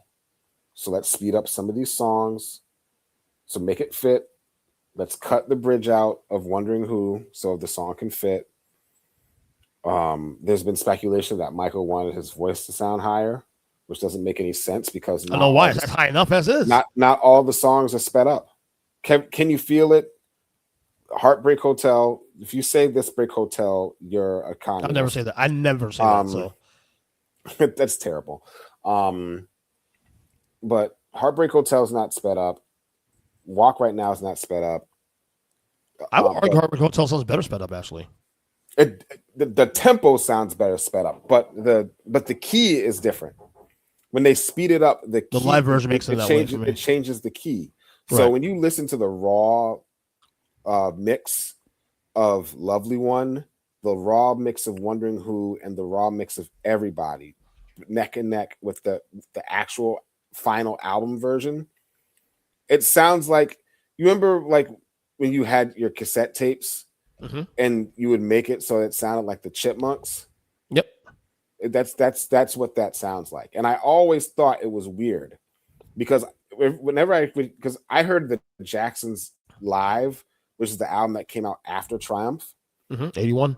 And I listened to, that's the first time I heard Lovely One. That's the first time I'd heard Heartbreak Hotel and those songs. So when I listened to Lovely One on Triumph after that, I'm like, why does Mike sound so high? But he doesn't sound high on every other song. But it's because the songs were sped up. And I'm just like, for what? Why did you do that to just 3 songs or a few songs and not the whole thing? Right. It had to have been for that reason, because it doesn't make any sense. And like I said, it sounds warmer when you slow it down to its original thing. It sounds warmer. It sounds thicker. It sounds it doesn't sound so crunched. I'll give a perfect example of that. I'll give a perfect example. Tempo means, people don't understand how much tempo means. So the Metallica, sad but true. You know the original demo is the tempo of the song was much faster than the actual final product. Bob Rock said, slow that bitch down because it sounds much more crunchier and heavier and much more weightier when it's slowed down. And honestly, that song sounds way better slowed down than it does sped up. Way better. Way better. It's crunchier. The guitars stand on you more. It's The got wall of guitars. The wall of guitars. So it's the most stink face song in Metallica's catalog. And so that's the whole point is like tempo, even a smidge of a tempo change can make or break a song. Absolutely. I'll give another example. So back in the early days of YouTube, people had to speed up certain songs when they would post them to keep them from getting copyright strikes and keep them from getting removed on YouTube. So the first time I heard Neo's 4th album, Libra Scale, the whole thing was sped up with the exception of like Champagne Life and the single Beautiful Monster, the first single Beautiful Monster. So like songs like Making a Movie and Telekinesis and Crazy Love and Cause I Said So, those all were sped up, which also means that the key was higher. YouTube now has it so you can speed up a song and the song will stay in the same key. But before, people had to speed it up so that people, you wouldn't have to take it down. And that's how I was introduced to Libra Scale. So I always thought that was the original album. When a family friend played Libra Scale in her car, and it was the original version, and I heard songs like What Have I Done and songs like Cause I Said So in their actual speed, which was slower with a different key, I was like, oh no, I don't like this album as much as I did before, to the point where now when I listen to the album, I look for the old sped up version instead of listening to the original. Because that's about the way I was introduced to it. But so I understand why tempo is important. But at the same time, when it goes both ways, if speeding up a song could make a difference, slowing down a song could make a difference. When I listened to Lovely One, even though it was slowed down, knowing that was Michael's real key and that's his real voice, that made a huge difference to that song sounds better slowed down than it does faster when it was performed live. Yeah, because the bass bung, bung, it stands on much more, and that one great on that. The bass drives that song, and it doesn't have the same effect when you speed it up. Same thing with Everybody. Shout out to Michael McKinney who co-wrote Everybody. Who played I want to hear those demos actually of all those songs before the demos sound pretty good, but the raw versions of the actual songs, like before they were like finally mixed, that sound like the songs on the album, but that don't like the raw mix of Heartbreak Hotel doesn't have the string opening, but it's the song, and it's the extended version of the song. So there's extended ad libs that Michael would do and stuff like that. Right. But if you listen to the raw mixes of Triumph, it's superior to the final version of Triumph. Yeah, I got to check those out. Yeah, so that's another reason why it's not better than Off. So what you're saying basically, this Off the Wall versus Triumph thing is a bad take by. It's not a. Let me put it this way. It's not a. It's an interesting take. It's a better take than Off the Wall is better than Thriller, which is the laziest music take in history. It's a very lazy take to say Off the Wall is better than Thriller. It's too easy. I prefer one Thriller, but you can't. I mean, ignore the impact. To me, they're like the same. They're the same record. Well, I mean, yes and no. Yes and no. Let me put it this way. It's more dynamic than Off the Wall. They're equal though. I think. Okay, so my opinion, Off the Wall is musically more intriguing or more satisfying than Thriller. But really, but Thriller I'm is surprised more. You said that. But Thriller is more thematically satisfying than Off the Wall. Off the Wall, it's about dancing and cheating. Yeah. You know, every song is about dancing or it's about cheating. Thriller has more dynamics. Thriller has a whole bunch of stuff going on. It was catered to a larger audience. Absolutely. Absolutely it was. And I just like it. Plus there's so much more alike than people realize. I mean, they're both produced by Quincy Jones. They're both engineered by Bruce Swedien. They both have Paul McCartney contributions that have to do with love triangles. They both have the 12 musicians in common, including Greg Gaines, David Greg Williams, all those guys, Paulina DaCosta, and like Michael Boddicker. Yep. So they have that. They all have 3 contributions from Rod Temperton. Rod Temperton wrote the title track for both of them. Rod Temperton has the closing song on both of them. Mm-hmm. Michael has the opening song on both of them. Both of the opening songs are over 6 minutes, and both of the opening songs rely heavily on African polyrhythms and a repetitive but infectious bass line. There's so much more in common about those 2 albums than that it's hard for me to pin one against the other. And I actually for years, because people asked me this for years, and I would literally every year, once or twice, I will sit down and listen to them back to back just to see if I prefer. And every time I listen to Off the Wall first, I'm like, dude, as soon as it gets like maybe halfway through working day and night, I'm like, dude, there's no way Thriller's better than this album. And then I finish it and I'm like, dude, that was perfect. And then I'll listen to Thriller.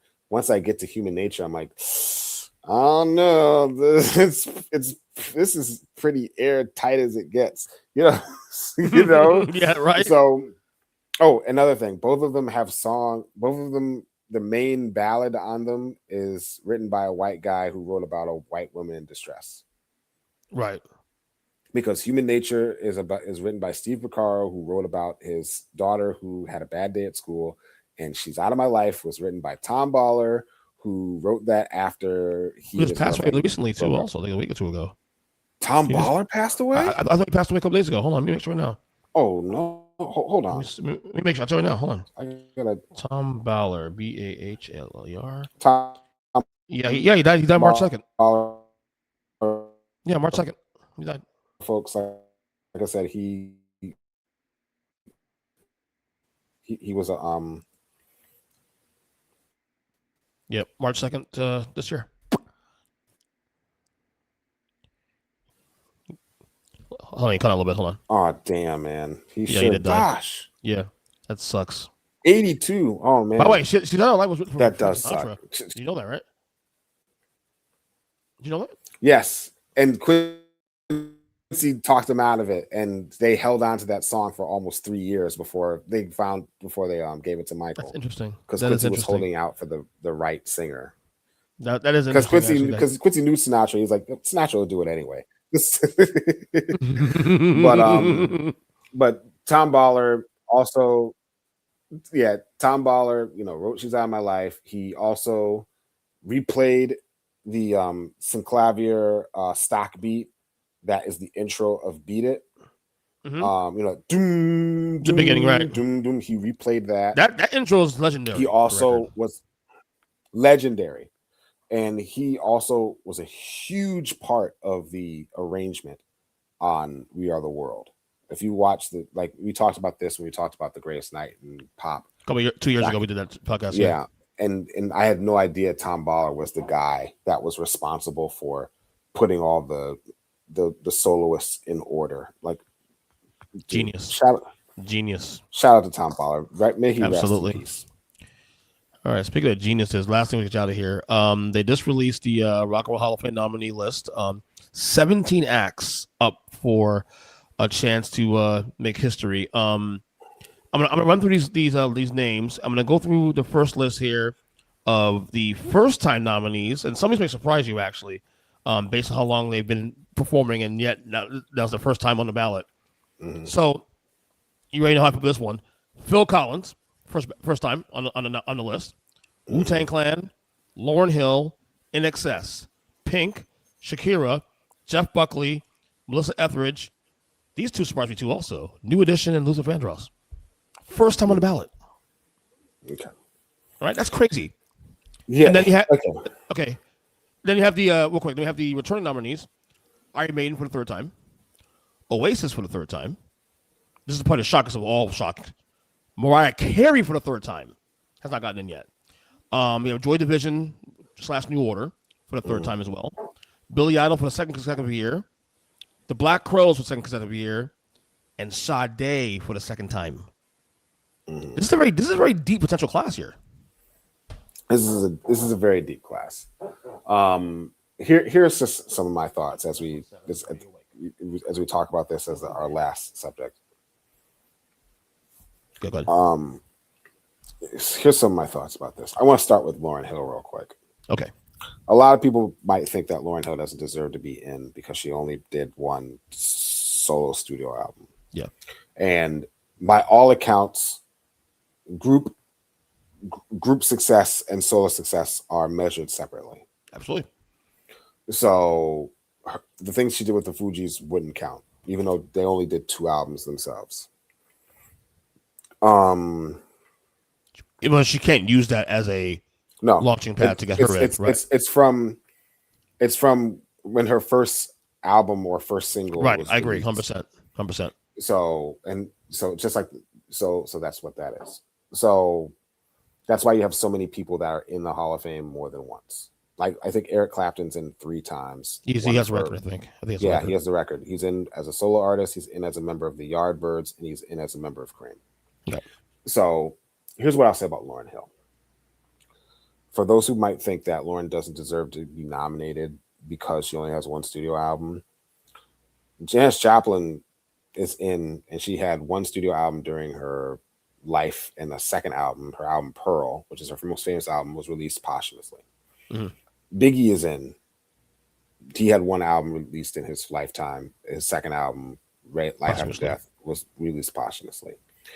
Richie Valens is in. He had 3 hit singles before he passed at age 17. Percy Sledge is in, and the only thing you know of him in terms of is 1 song, When a Man Loves a Woman. So Buddy Holly's in. 22 when he passed away. So my whole thing is like, even NWA is in. They have 2 albums and an EP. Yeah. So my whole thing, there's precedent. In other words, there's precedent. There's precedent for people to be in with thin catalogs, living or otherwise. Yeah. And my whole thing is it's about the impact that music made. It's kind of like what they say about sports Hall of Fames. Yeah. How you determine who gets in and who's out. Like, can you tell the story of that sport without that individual? Can you tell the story of American contemporary pop music without Lauryn Hill? That's not for me to say, but I will say that for the miseducation of Lauryn Hill to sell 10 million copies as a Black woman making hip hop music that on its face, at its core, is hip hop, but also leans extremely heavily on R&B and gospel, and makes several references to Abrahamic scripture. Abrahamic meaning a combination of the Torah, the Bible, and the Quran. Yep. And to make the impact that it did, to the point where people still buy tickets knowing she's going to show up late. That's how good that record is. Put it this way, Apple Music last year just did a whole like thing of the top 100 albums all time. She was number one over Thriller. Okay. I don't say agree with it, but it doesn't matter what I agree with. But I'm not mad at it, because if you go back and listen to that album, like, she didn't make another album after that. Like, but when I wrote an article about the 25th anniversary of the Miseducation of Lauryn Hill, and I re-listened to it again, just like to dissect it more to find like a way to talk about it. And I'm like, who else would want to come up with an album after that? Yeah, exactly. That's like if Stevie Wonder made Intervisions as his first album. Like, how the hell do you or Songs to Kill Life after that? After is his first album? Like, how the hell? Where do you go from there? Yeah. So my whole thing is, keep that in mind. You have precedent of all these people who have thin catalogs, sometimes not even full albums, that are in. And you think about the impact that they made on their respective music during and after they've passed away, or during their life, or whatever, and take that into consideration. So that's what I'll say about Lauryn Hill in terms of her inclusion. Put it this way, someone like myself who listens to a lot of music, who has a wide ranging of genres I listen to regularly, that album is my top 10, 15 favorite albums of all time. There's lots of classic albums. There's fewer perfect albums, and that's perfect. That's a perfect record. Like unskippable record. Yeah, Off the Wall, Miseducation, Lauryn Hill, Exodus by Bob Marley, Superfly. Those are perfect records. Those are records that you wouldn't, not only classic, but you wouldn't change a single thing about it. So I want to do a unskippable albums draft one day with you. That's a good idea. I'm hard pressed to put that album goes lower than the third round. Yeah, for sure. I'm not even joking. Yeah. So, but that's what I'll say about Lauryn. I want to get to Mariah real quick. Go ahead. So we talked about Mariah last year when she got nominated. And so the rule of the Rock and Roll Hall of Fame is that you don't become eligible until it's been 25 years since your first album or your first release. Yeah. In Mariah Carey's case, that was 1990. And that means that she was first eligible in 2015. Correct. And so how does the person that has the second most number one singles in music history in America not already in the Rock and Roll Hall of Fame? And remember, rock and roll doesn't mean rock and roll specifically. Rock and roll is a catch-all statement that includes all American popular music. Right. Because there are people, I remember, I don't know, it was some wrestler. It might have been, you talk about Chris Jericho. It might have been Chris Jericho or Edge or somebody. No, it was Chris Jericho. Well, it's Chris Jericho. I remember this whole thing. He talked about why is LL Cool J or whatever being included, and Iron Maiden's not in, and he's a hip hop artist, and this is a Rock and Roll Hall of Fame. Why are they letting non-rock and roll people in? Gene Simmons said something similar. Oh, fuck Jim Simmons. I can't stand that guy. Yeah, but I mean, he's never liked hip hop and never whatever. He's also an idiot. He's an idiot. But my whole thing is you don't understand that aspect of it. The fact that it's not rock and roll in the sense of rock and roll. Because he made some statement when is Led Zeppelin going to get into Hip Hop Hall of Fame? I'm like, dude, you don't get it. Rock and roll is not being used as specifically rock and roll. It's used as a catch-all euphemism for all popular American music. Otherwise, you wouldn't have Bob Marley in the Rock and Roll Hall of Fame, or you wouldn't have, Miles Davis in the Rock and Roll Hall of Fame. You know what I'm saying? So, whatever. So that's my whole thing. So for Mariah Carey not to be in the Rock and Roll Hall of Fame at this point, when she should have been in her first year of eligibility, which almost never happens. Like shit, I got Michael didn't get first eligibility, no, so why he the fuck? didn't. The year the Jackson 5 got in, which was 1997, Seven. was it was the first year of his eligibility as a solo artist. And he didn't get in until 2001. Because Got to Be There was released in late 1971. So what is the politics of getting on the first ballot? In other words, like I think it's just to lack of a better term. Is there so like okay, we give an example. In baseball, for example, you need 75% of the vote to get into the Hall of Fame. I know in some other places too. Also, you need at least a third, 2/3 of the votes. The NFL one's also, I think, similar in that way. There's a percentage to get in. Which is why Belichick didn't get in, for example, this year in the first ballot. So is there a science for the Rock and Roll Hall of Fame, like percentage of votes, or we only put in 6 acts per year? What is the pattern? Well, here's my thing. So right. I think what it is, because things have changed. So before it wasn't so according to the Rock and Roll Hall of Fame, it's not really a percentage of votes per se. That's a specific percentage of votes that's needed. Especially now. I think it's just a matter of like who gets the most of, like, if they're picking like 6 people. It's like the NFL, where it's like, okay, we have 12 people who are finalists who are like the top 5 or the top 6, and then we'll let them in. I think that's kind of like what it is. There's not like a specific threshold of percentages that they have to reach. It's also very much changed because of the fact that fan voting now factors in when it didn't before. That's been a factor for the past. Do you like that idea? 3 or 4 years. I do, because before it was just at the behest of like all of these gatekeepers, these Rolling Stone gatekeepers like Jan Wenner, who screwed over Paul McCartney, because he just loved the smell of John Lennon's farts so much. So so that's because they should have been in the same year, because both of their solo albums came out in 1970. They let John Lennon in 1994, a year before he was eligible, which in and of itself just shows how much Jan Wenner, had a crush on John Lennon. It's terrible, but it's the truth. John Lennon was on the cover of Rolling Stone 3 times in its first 10 issues. He's been on 30 times more than anybody else. So he ejaculates to the thought of John Lennon, just to be perfectly honest.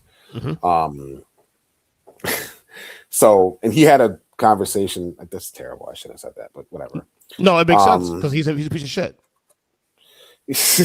But they let John Lennon in a year before his eligibility should have started. Number one, and number two, they should have let Paul in. And they had the gall to ask Paul to do the induction speech for John Lennon. And they should have gone in the same year, because both of their albums came out the same year, 1970. So makes 0 sense. Because I even looked it up. Like, did the Plastic Ono Band come out in 1969? No, it didn't. It came out in 1970, just like McCartney 1 did.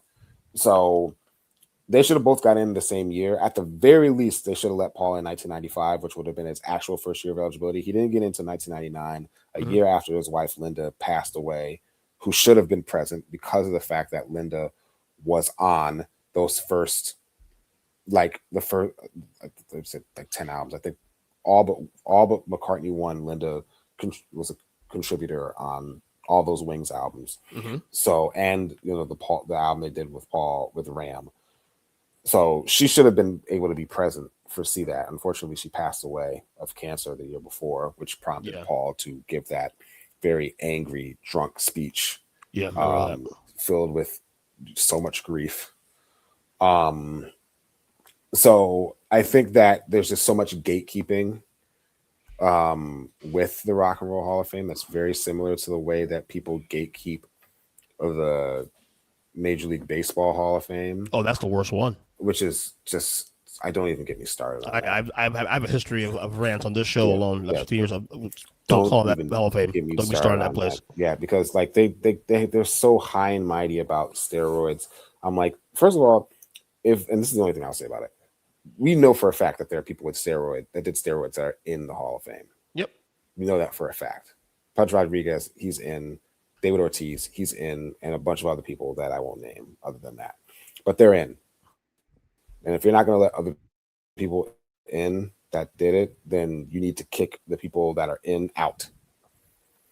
That's number one. I agree with him. I'm a Barry Bonds guy, so I agree with him. All of those writers and coaches and commentators got high off the hog in the late 90s, early 2000s, when McGuire and Sosa and Bonds and Pudge and Alex Rodriguez and so many people were doing PEDs at their highest level. And all of them, baseball was more popular than ever, and they wouldn't even probably enhance what they did. So you can't roll around the blood money and then try to act innocent. So screw that. But just circling it back to the Rock and Roll Hall of Fame, like, how do you not have someone like Mariah Carey in when you literally can't tell the story of American pop music without her? No, you can't do it. Same thing with Phil Collins, and this is the last point I'll make before we end. I think it's worse that I think as mad as I was about Phil not being in yet, I'm actually more mad now because this is the first time he's even considered in the Hall of Fame. That to me is the weird That's part. egregious. Is the fact that this is the first time he's on the ballot. Bullshit. Like we said before, it's 25 years from his first release, which was 1981 Face Value. Yeah, 81. So that means that his first year of eligibility would have been 2006. 2006. Yeah. And it's 2026. Yeah. And this is the first time he's on the ballot. Phil Collins has 8 number one hits on the Billboard Hot 100 and 14 he's in for Genesis ready, but still. Yes, he's in. Genesis got in 2003. Yeah, right. Fine. But still, as a solo artist, you cannot tell the history of American pop music without Phil Collins. The man has his first 5 albums are platinum at least, or double platinum at least. No Jacket Required is diamond.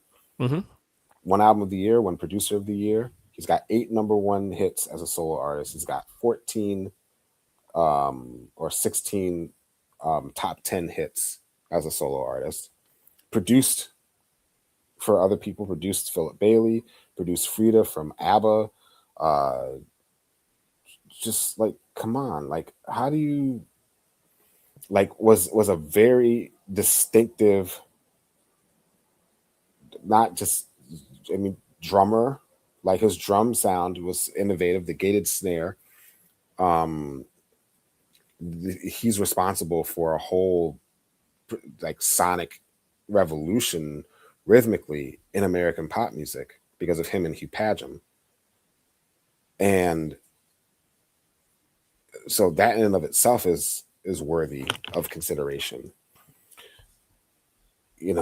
Right. He has an Oscar for Tarzan. Did Broadway. There's a Golden Globe, Grammys up the wazoo. It's just, I just think, like I said, it's the gatekeeping. People act like, because it's pop music, quote unquote, people get all high and mighty about it. Because even though, like I said, it's a catch-all for all music, they still try to play both, talk out of the side of the neck, making it seem like, rock music, and it's much more sophisticated or whatever. Or saying it's basically saying that what he did as a member of Genesis was more significant than what he did as a solo artist, which to me, one has nothing to do with the other. Genesis,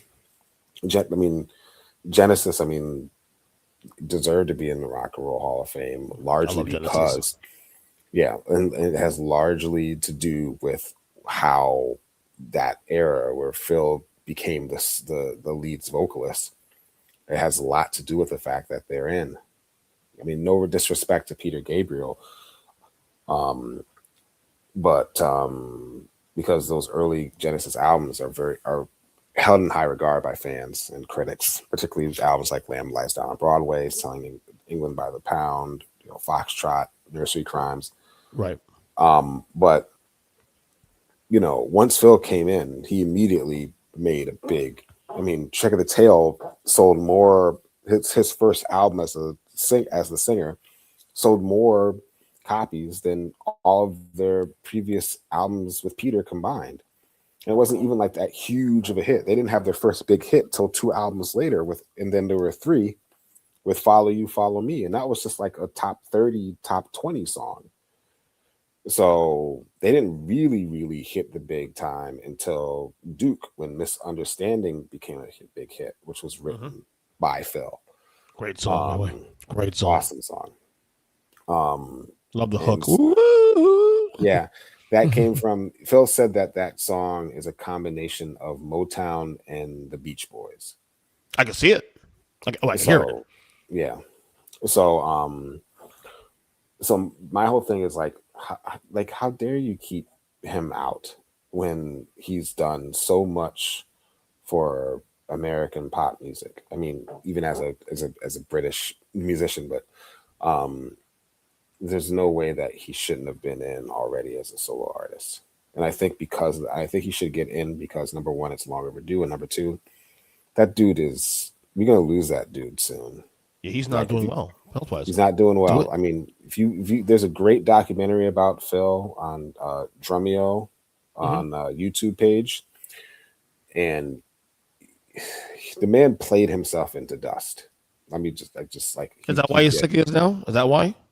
I think look, between Genesis solo act, his Brand X project, all the stuff he did with Disney, not just Tarzan, but Brother Bear and all these other things, Broadway, all the touring, especially like he was touring with Genesis 1 year, then he'd do a solo album and then do a whole another tour.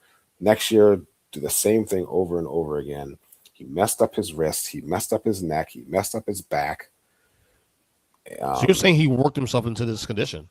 I think I really think that he overworked himself from the constant touring, the constant recording, and I think it just took a toll on his body, especially because of the fact that the position that he was in when he was drumming was not ideal. Drummers have a way now where they sit on their throne and it's better for their back. Phil wasn't like that, and his body probably couldn't take it after all that time, because even when he became the singer, he wasn't drumming as much as a solo act, but half of those shows as Genesis, he was drumming still, even though Chester was the other drummer with them and he'd get out in front and sing, but he was still drumming for half of those concerts. Right. And you do that all over the world for months at a time, and then did it again when he was really when his body was starting to really fail him, and the whole When in Rome concert they did in 2007 when they were much older. He was starting to feel it then, and one of his many farewell tours in the early 2000s. He just played him. I really do think that he just played himself into dust. You look at him now, he can't even hold drumsticks for very long. And you know what I'm saying? And he defined himself as a drummer. He defined himself as a drummer first, and everything else was secondary.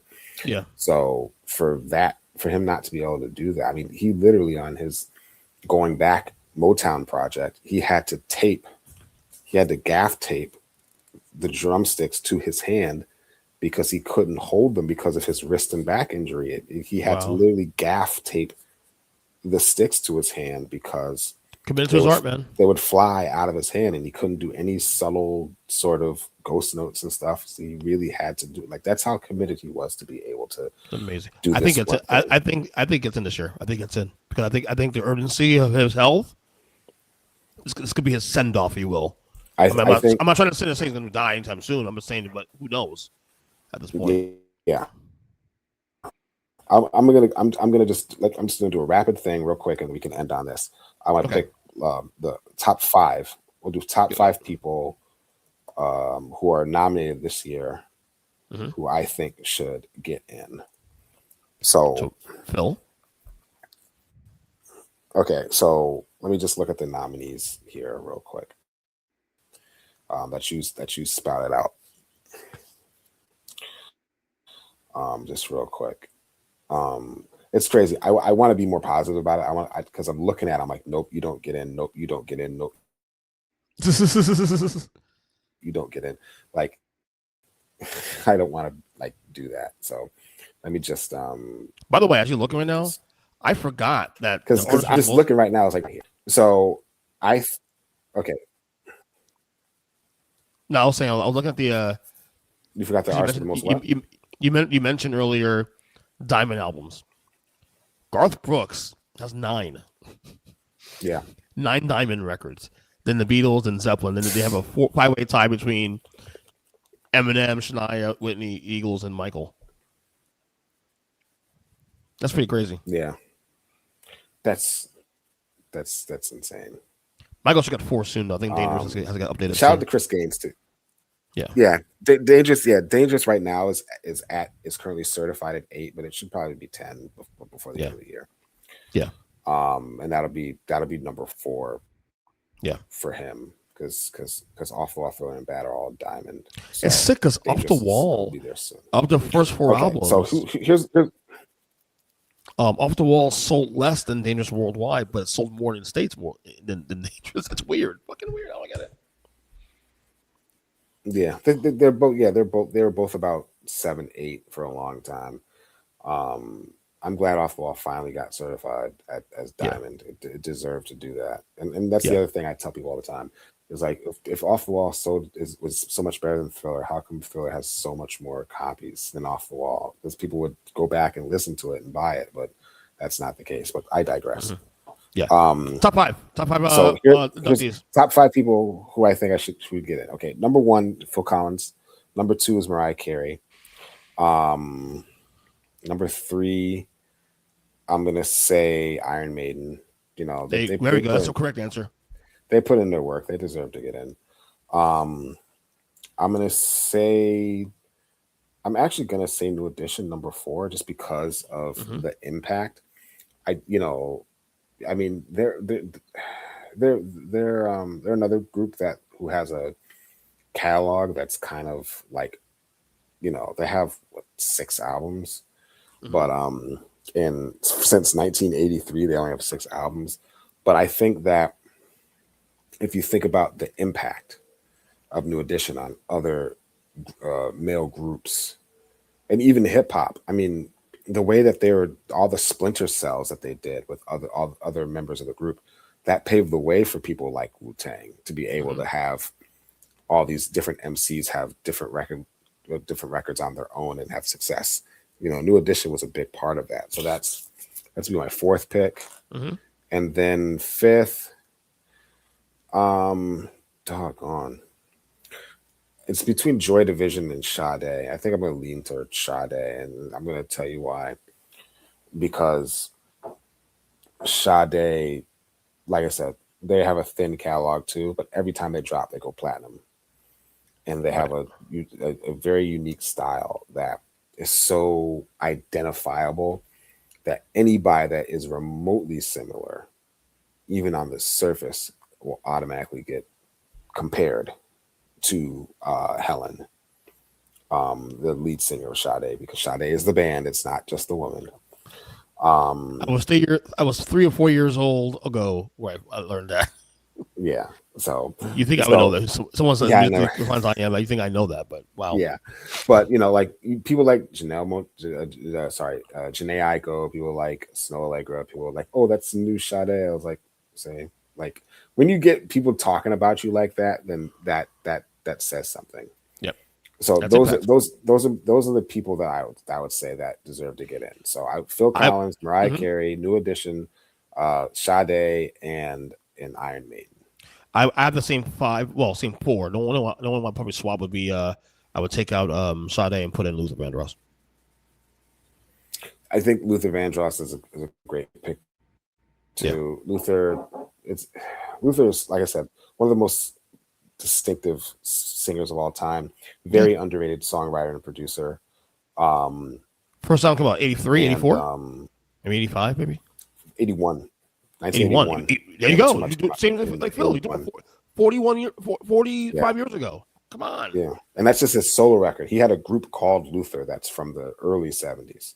Wow. And that doesn't factor in, but yes, his solo record came out in 1981, the same year that Face Value from Phil Collins came out.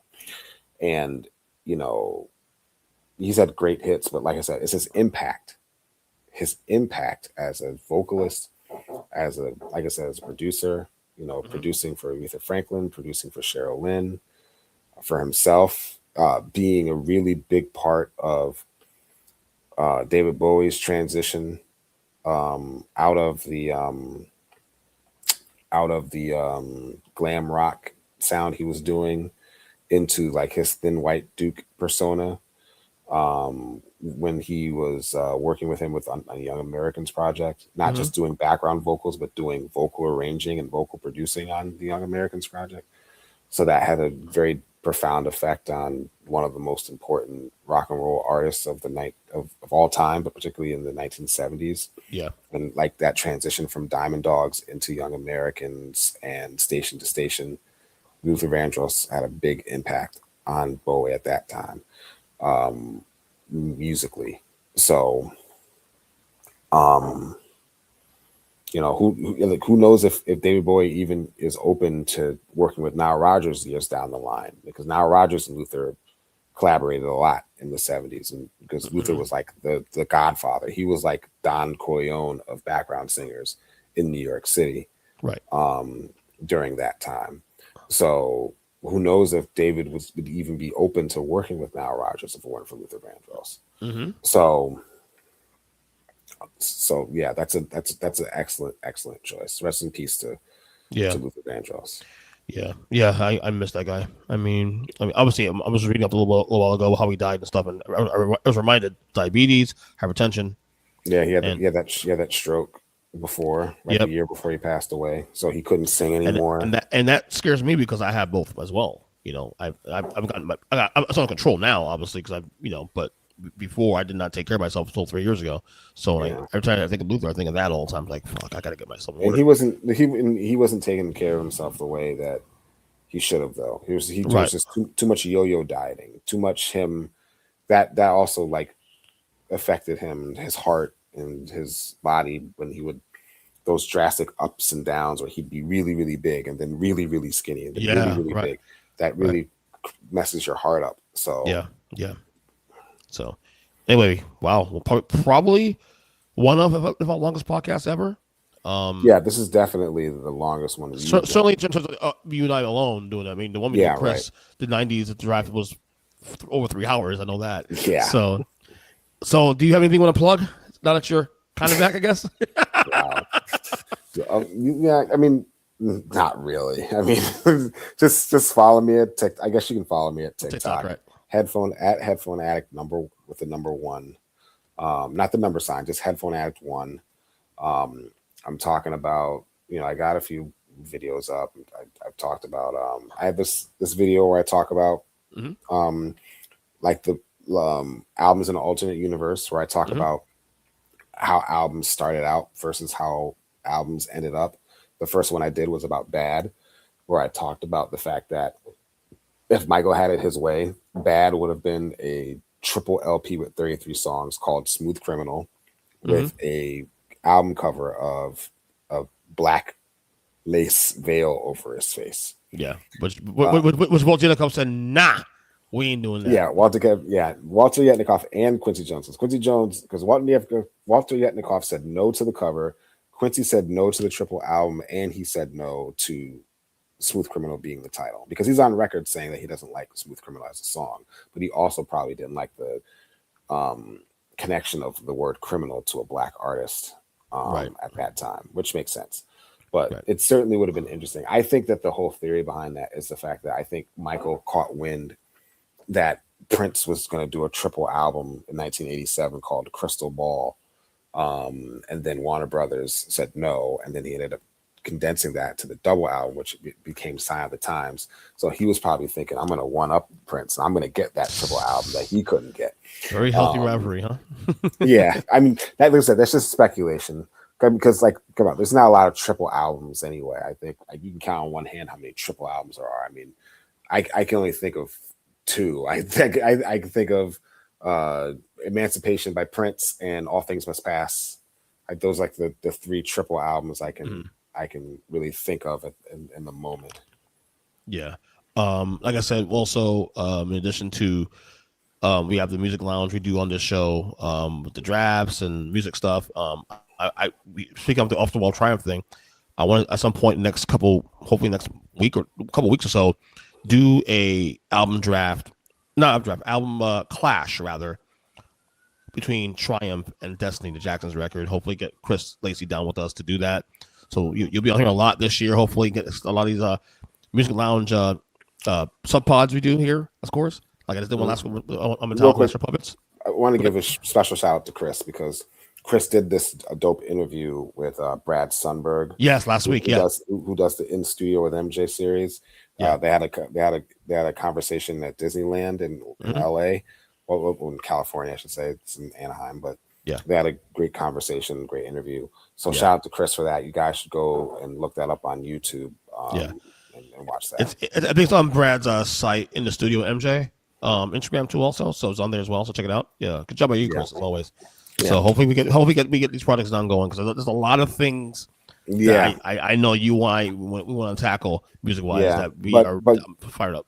Yeah, but follow me on TikTok, Headphone Addict 1. I'm going to be talking more about MJ as we get closer to the movie premiere. I'm going to be talking about the Rock and Roll Hall of Fame. Yep. A little bit. I'll probably do a post about what I talked about just now about like comparing, the whole Richie Valens, Lauryn Hill thing. Yeah, that's a good idea. I got some stuff coming in to talk about, songs that were number 2 in the song that went number 2 on the Billboard charts, but were in the songs that kept them from getting at number 2. I got, so that's just it for now. I'm still working on my Neo Soul book. Don't know when that's gonna get done, but I'm still working on that.